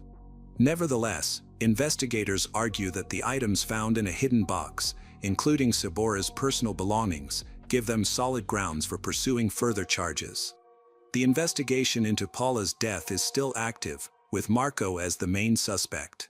In January 2024, several months after the discovery of Sabora's remains, her family was finally able to hold a burial after all forensic examinations were completed. Her remains were returned to her loved ones in Italy, where friends and family gathered to say their final goodbyes. As a tribute, they released balloons into the sky, each carrying heartfelt messages of hope and farewell. Meanwhile, significant attention was on the ongoing legal case against Marco, who was facing charges related to Paula's death. During a hearing on January 30, 2024, Marco presented a handwritten 17-page letter admitting his responsibility for Paula's death, but he included many conditions. He stated that the conflict stemmed from ongoing arguments about shared debts and her infidelity. Marco claimed that he used excessive force in self-defense during the altercation, which led to the tragedy.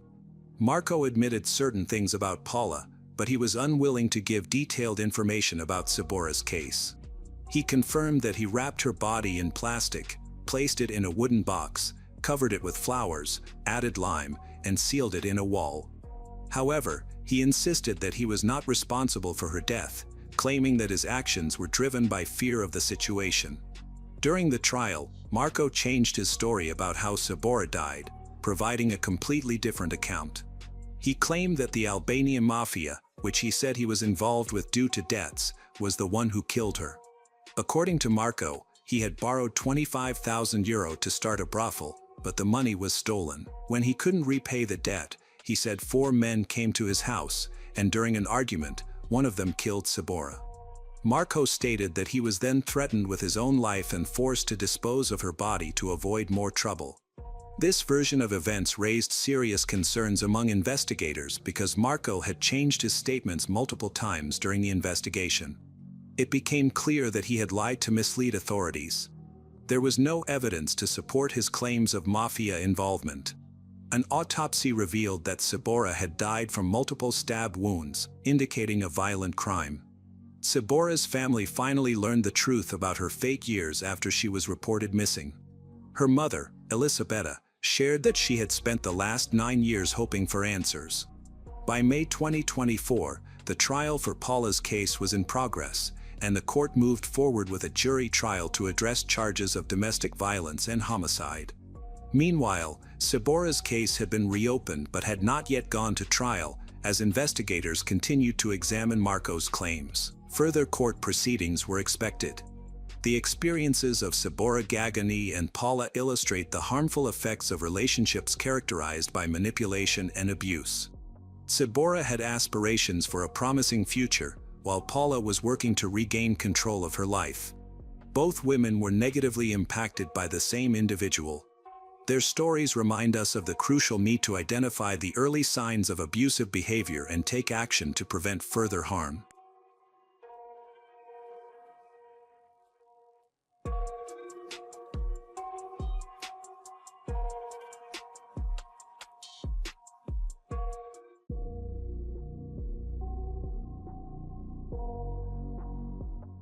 The will to live is not something everyone possesses. While some people remain stuck in their problems, a little girl in desperate need of help is fighting against a dangerous psychopath. But what can a child do against someone who has taken many lives? In December 1999, Crystal Searles was just 10 years old. She was known to be hardworking and humble. Despite her youth, she had already faced significant hardships. Unfortunately, what lay ahead for her was worse than anything she had ever experienced. Crystal and her brother were staying with friends of the Harris family in Del Rio, Texas, while waiting for their mother and younger sisters to move from Kansas. December 30th, 1999, seemed like a normal day filled with preparations for the new year. But for some, the arrival of the new millennium was about to take a tragic turn. Mark was Crystal's brother, and they both grew up in Kansas. At that time, Mark was 7 years old and Crystal was 10. They spent the day with the children of the Harris family. Crystal and Mark were welcomed by the Harris family for a while. Crystal quickly adapted by helping with household chores and forming close bonds with everyone. During the New Year holidays, Crystal looked forward to reuniting with her mother and sisters. However, she and Mark struggled to get along, likely due to their age difference and varying interests. The Harris family had several children, with Sean as the eldest, followed by Justin, Lori, and Katie. Sean had already moved out but was planning to return for the holidays. That night, the Harris family planned to go into town to pick up Sean and the two older kids. The result is that Crystal, Katie, and Mark would be left alone at home without any adults around. The house was situated in a remote area, surrounded by nature, with few neighbors nearby. That night, little Mark was scared of the dark, wanted to sleep in the same room as the older girls, Crystal and Katie. However, they pushed him away because they wanted to share a secret. Upset, Mark had to go to the next room. It took him 2 hours to calm down and fall asleep. The next morning, sunlight poured into the room, waking Mark up. The curtains had been pulled back. When he opened his eyes, a strange woman was there. She handed him some clothes, urged him to get ready to leave. When Mark stepped out, he was shocked to find a large pool of blood on the floor, with stains and splatters on the walls and door. The floor was almost completely covered in it. People around him were crying and panicking, but Mark couldn't understand what was going on. He looked for his sister but couldn't find her or Katie. The adults ignored his questions about the girls. When detectives arrived at the house, they were immediately struck by the amount of blood present. In the room where the girls had spent the night, they found 13-year-old Katie lying on the floor, unresponsive. It was clear from her severe injuries that she had fought for her life but had ultimately succumbed to a fatal cut to her throat, resulting in blood loss. In contrast, Crystal was fortunate to have survived the attack by an unknown assailant, although she was in critical condition. At around 6 a.m. on December 31, 1999, Pam Searles, Crystal's mother, received a call. They asked for her permission to perform an emergency operation because her daughter was in critical condition with a severe throat injury. Pam was in shock and struggled to understand what had happened. Crystal quickly became an important witness for the police, even as she battled for her life in a local hospital's operating room. After a successful surgery, she was placed on life support, including a ventilator, as she was unable to breathe independently. When her mother arrived at the hospital, Crystal's condition had improved. The surgeon had managed to save her life, but her trachea and vocal cords had sustained serious injuries. Despite her state, Crystal's main concern was whether her friend Katie had survived. However, Pam did not have the strength to tell her that her friend had died. As soon as Crystal woke up after the surgery, she wanted to speak to the police to tell them what had happened. According to Crystal, she and her friend had gone to bed quite late. She had no idea what time it was when she was awakened by a scream. Raising her head from the top bunk, she saw a man with disheveled hair, a thick beard, and dark, angry eyes standing in front of her. She immediately noticed that Katie was bleeding and that this stranger had a knife in his hand. He covered Katie's mouth with his hand, slowly cutting her throat. The attacker hadn't noticed Crystal at first and was about to leave, but when Katie fell to the floor and began to make death rattles, Crystal recoiled involuntarily when their eyes met. Turning around one last time, the criminal spotted Crystal on the top bunk. Terrified, she tried to climb down to escape through the open window. With a quick movement, he caught up with her and cut her throat as well. Then the stranger disappeared from the house. Despite her injury, Crystal was able to crawl. She climbed down from the top bunk with difficulty and headed for the bedroom door. On the way, she bumped into her friend, who was still making horse sounds, and then went quiet. Crystal lay down next to Katie, hugged her, and wanted to tell her that everything would be fine, but she couldn't. In that moment, she realized that she was mute. The criminal had severed her vocal cords. She was unable to utter a single word clearly. Suddenly, Crystal realized that she needed to ask for help. The phone was useless in her case, so she wrote a note asking for help and decided to get to the neighbors. With her throat cut, Crystal crawled out onto the terrace of the house, dressed in her pajamas and without shoes, but she saw a light in the distance, realized that it was her goal. Crystal stood up with difficulty and walked slowly toward the light. When she reached the neighboring house, which was a good distance away, she began to pound on the door. Then she heard a man's voice asking who was there. Unable to speak, she continued to knock as hard as she could until he opened the door.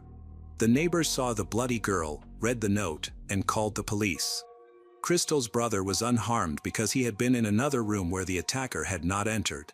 Based on the words of Crystal, a composite sketch was created.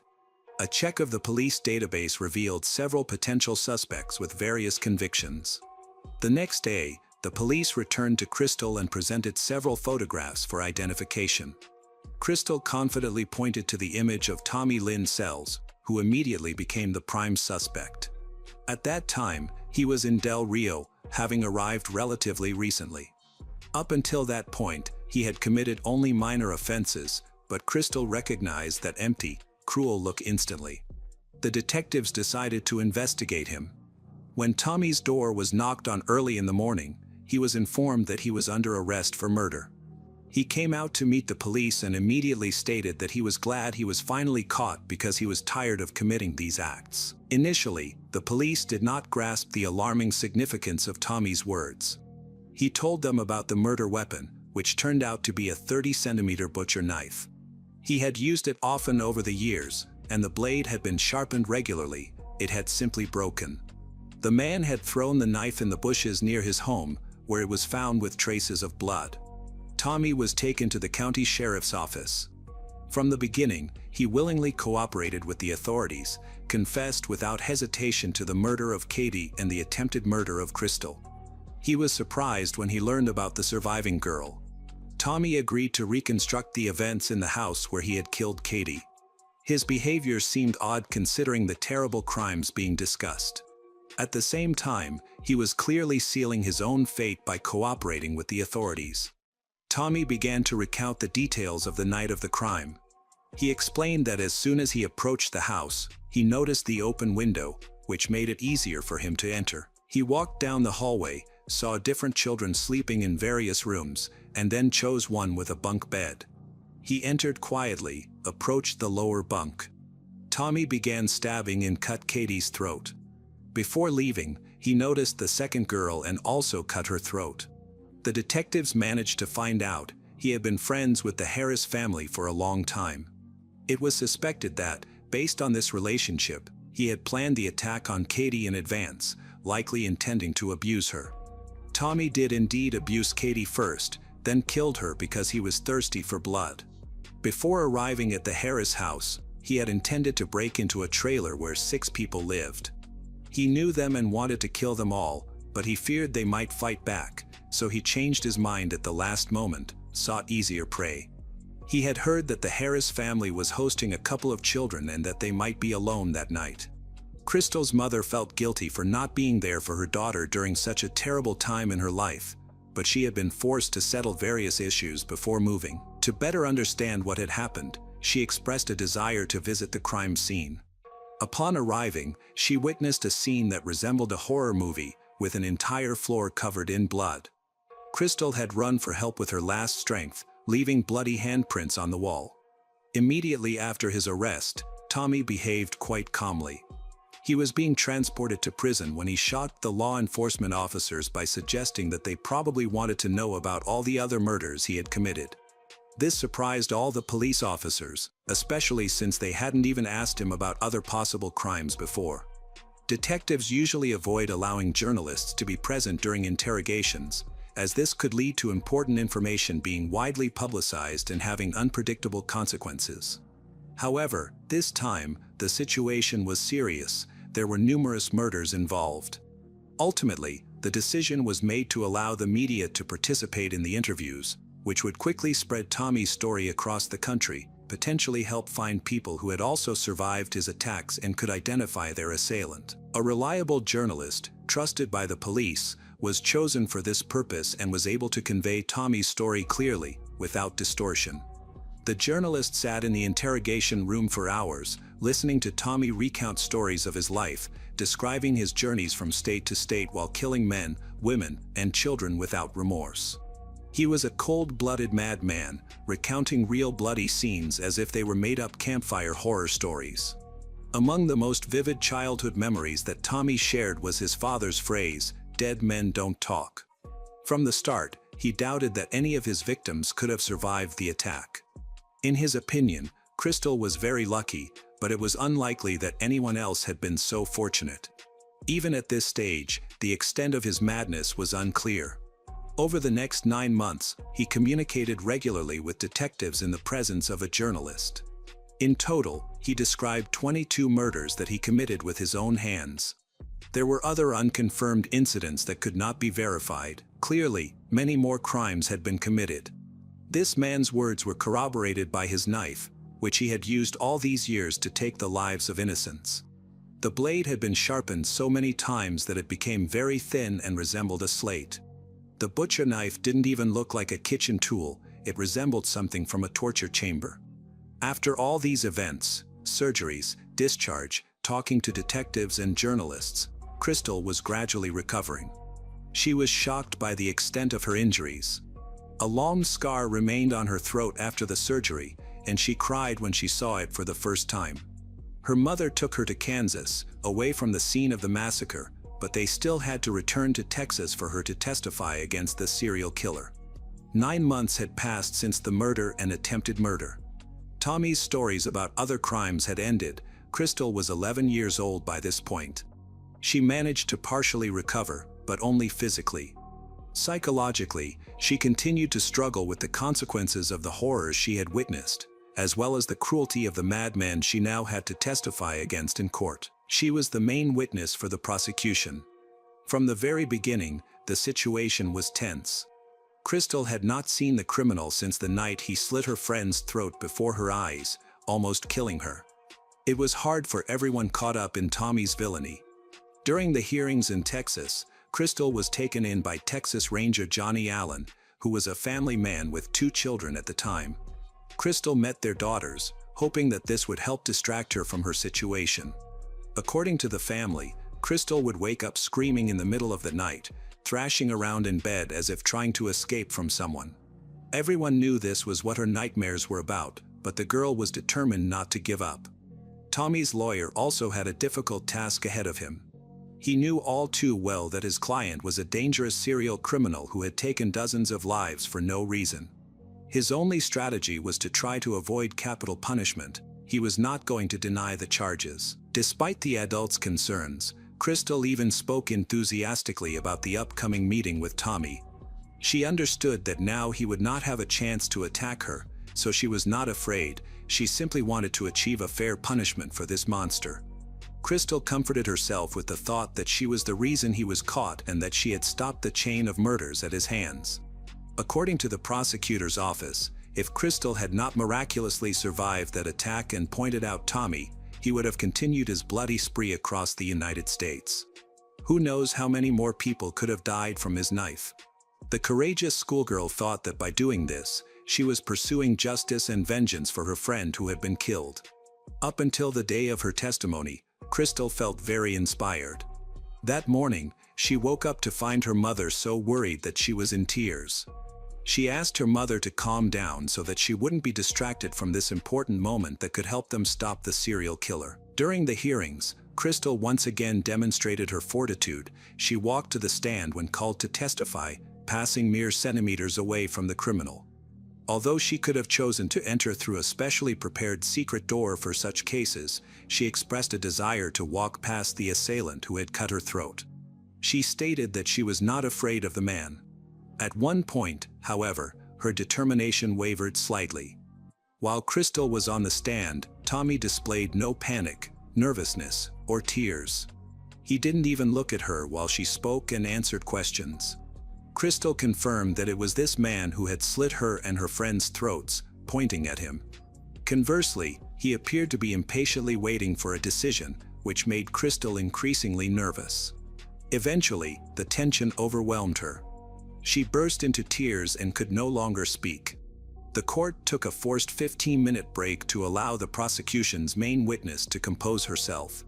After the break, Crystal returned to her previous resolve, showing the jury her scar across her throat, a mark that the defendant had left on her body for the rest of her life. Then there was a demonstration of the attack.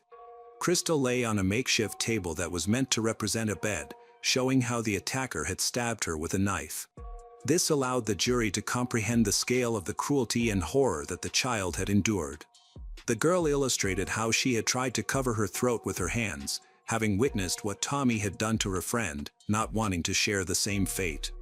Perhaps this instinct is what saved her from a fatal hemorrhage that could have killed her within minutes. The courage of the 11-year-old schoolgirl was acknowledged by her lawyer. Instead of cross-examining her, the defense attorney praised her and did not ask a single question. At that moment, it became clear that even a serial killer's defense attorney was on the side of the victims. No one expected the trial to be so short, especially in such a high-profile case.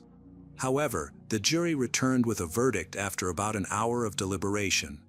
They found the defendant guilty of first-degree murder and attempted first-degree murder. Now only one question remained: would he receive life in prison or the death penalty? The final stage of the trial was set. No one suspected that the brave little girl sitting in front of everyone actually harbored other secrets. Mark Searles, Crystal's father, believed he understood why his daughter had such a strong, determined character, which enabled her to confront this monster. He was convinced that she simply knew what to do. According to Mark, he and Pam began using illegal substances 5 years before these tragic events. He claimed that the addiction quickly took over subjecting them to a tumultuous cycle of attempting to recover and then falling back into addiction. They began to quarrel more frequently, and things spiraled out of control. Mark got into serious legal trouble, which only worsened over time. Meanwhile, Pam desperately sought to restore her normal life, distance herself from anything related to illegal activities. Ultimately, she filed for divorce, focused on overcoming her addiction. Pam got herself together and concentrated on her children. However, years earlier, Crystal had assumed the role of caretaker, as she was the eldest girl in the family. She recalled a time when her parents were dependent, how her father could sleep all day without regaining consciousness. As a result, she was forced to care for her younger siblings. Naturally, she also attended school. Despite her young age, the schoolgirl began to grasp the harsh realities of life. She became a reliable support for her mother, changed her sister's diapers, fed them, put them to bed, prepared for school in the mornings, and even cooked her own meals. By her own admission, Crystal felt like the unluckiest girl in her class, as others did not face such struggles. Crystal was never driven to or picked up from school, nor did she receive help. Of course, this situation seemed unjust. On the other hand, would she have been able to ask for help if not for the independence forced upon her in her early years? According to her sisters, during that time, Crystal took on the responsibilities of both her mother and father, with many not even knowing what her parents looked like because she shouldered almost all of the family responsibilities. Crystal remembered the moment her mother, Pam, decided to end it all. Pam managed to quit and gradually return to a normal life. However, from her recollections, her father remained entrenched in criminal circles. He could not quit, and many believed he didn't even try. By Mark's own admission, he couldn't stop using and selling banned substance, finding himself drawn into criminal schemes, fearing that leaving that lifestyle would be a dangerous decision. After Pam and the children moved out, Mark was arrested a few months later. Pam felt relieved to have left him, as staying with him might have jeopardized her dreams of a new life. He ended up in jail because of his criminal connections. His daughters was so angry with him that she simply stopped answering his calls, blaming him for choosing illegal substances over family. Mark learned about the attack on his daughter. At that moment, he was behind bars and could not help her in any way. At the time of the attack, Mark was serving a sentence for the sale and possession of illegal substances. He was in prison for about 3 months. Suddenly, at 10 a.m., an unexpected visit occurred, as it was outside the permitted visiting hours. The matter was urgent. His mother and sister came to inform him about what had happened to Crystal. Emotions ran high. If he had not been incarcerated, he would have torn Tommy apart with his own hands. Naturally, this didn't change much. Mark couldn't change anything, not even be present in court to support his daughter. But at that moment, something shifted in him. He rethought his life, which had brought his daughter to that house on that fateful night. If it weren't for his problems, no one would have attacked Crystal.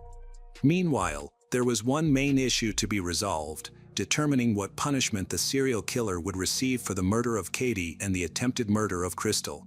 Pam had wanted the death penalty for the attacker from the very beginning. Crystal initially supported this decision, but gradually she concluded that she did not want to become like that creature who thirsted for blood. She advocated for a life sentence instead. However, compared to crimes, the prosecutor's office demanded the death penalty. The jury supported this initiative. In the end, Tommy was sentenced to death. The court believed that this would allow him to atone not only for Katie and Crystal but for all of his other victims. He eluded authorities for 20 years and was finally stopped thanks to a brave schoolgirl. Tommy Lynn Sells was born in Oakland, California, on June 28, 1964, one of 5 children of a single mother. He hardly knew his father. Tommy's sister fell ill and died when she was only 1.5 years old. After that, he was sent to live with his aunt, where he behaved poorly. He was returned to his mother, who did not want him. By the age of 7, Tommy had begun to drink alcohol and soon became the victim of abuse by an adult man. From the age of 10, he became addicted to banned substance and troubled his grandmother. All family members began to fear him, eventually kicked him out of the house. From the age of 14, Tommy began to wander. When he was 17, he found his mother and began to molest her in the shower. He was placed in a psychiatric clinic, where he was diagnosed with several disorders, including bipolar disorder. However, the treatment did not help. His condition worsened due to alcohol and substance abuse. According to Tommy, he committed his first murder at 15, on July 5, 1979, in Port Gibson, Mississippi, when he shot and killed 39-year-old John Kay during a home invasion. Witnesses described a suspect who resembled Tommy. The violence escalated from there. The next attack occurred on April 27, 1982, in St. Louis, Missouri, when 35-year-old Joanne Tate, 35, was abused and murdered in her home. Notably, another man had already been convicted and was serving time for this crime, but he was later exonerated. Tommy committed several murders of single mothers with children, breaking into their homes at night, kidnapping the children from their homes, abusing, and killing them in various ways. The style of each crime was different, so detectives did not see a connection between the attacks. The criminal did not spare anyone, even small children. Sometimes he would meet a future victim, gain her trust, enter her house, then kill her and her children. Tommy's most horrific murder was the attack on the Dardine family, where he killed 4 people at once. On November 17, 1987, while hitchhiking, he was picked up by 29-year-old Keith Dardine, who kindly brought him home for dinner. But instead of gratitude, Tommy shot Keith and then beat his 3-year-old son to death. He then proceeded to assault the pregnant wife of the homeowner, who gave birth to a baby girl during the attack. He killed both the wife and the newborn. Tommy's last known crime was the attack on Kathy and Crystal. For some of the 22 established murders, he received life sentences in various states. For others, he was never convicted, believing that the death penalty would suffice. Despite the fact that Crystal had defeated a serial killer, she had mixed feelings. She did not feel joy at the upcoming execution of Tommy, as she had never been the kind of person who indulged in such things, no matter who the perpetrator was. However, she did not challenge the verdict. Now, Crystal faced a much harder and longer struggle. Her parents were confident that she would cope with the consequences of the attack. Her mother and sisters rallied around her, even sleeping together in the same bed to provide support. Unfortunately, this did not always allow Crystal to rest fully. At times, she could spend an entire night without blinking, staring at the closed window of her room. By her own admission, during such moments, she thought about her escape routes in case of an attack.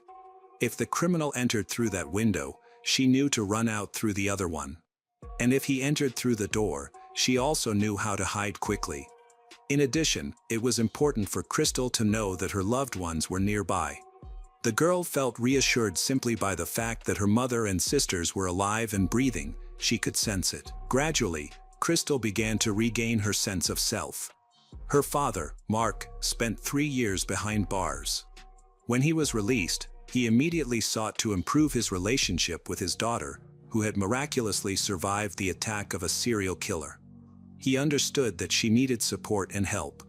She saw her father on the right path, even attending her graduation. However, Crystal felt that the relationship with her father was still a struggle. Their relationship continued to improve gradually, and both looked at it positively. Crystal was in a mentally difficult situation. It was not easy for her to feel joy despite an unconditional victory while her friend had died. Gradually, she returned to her usual life and became like a mother to the younger members of the family.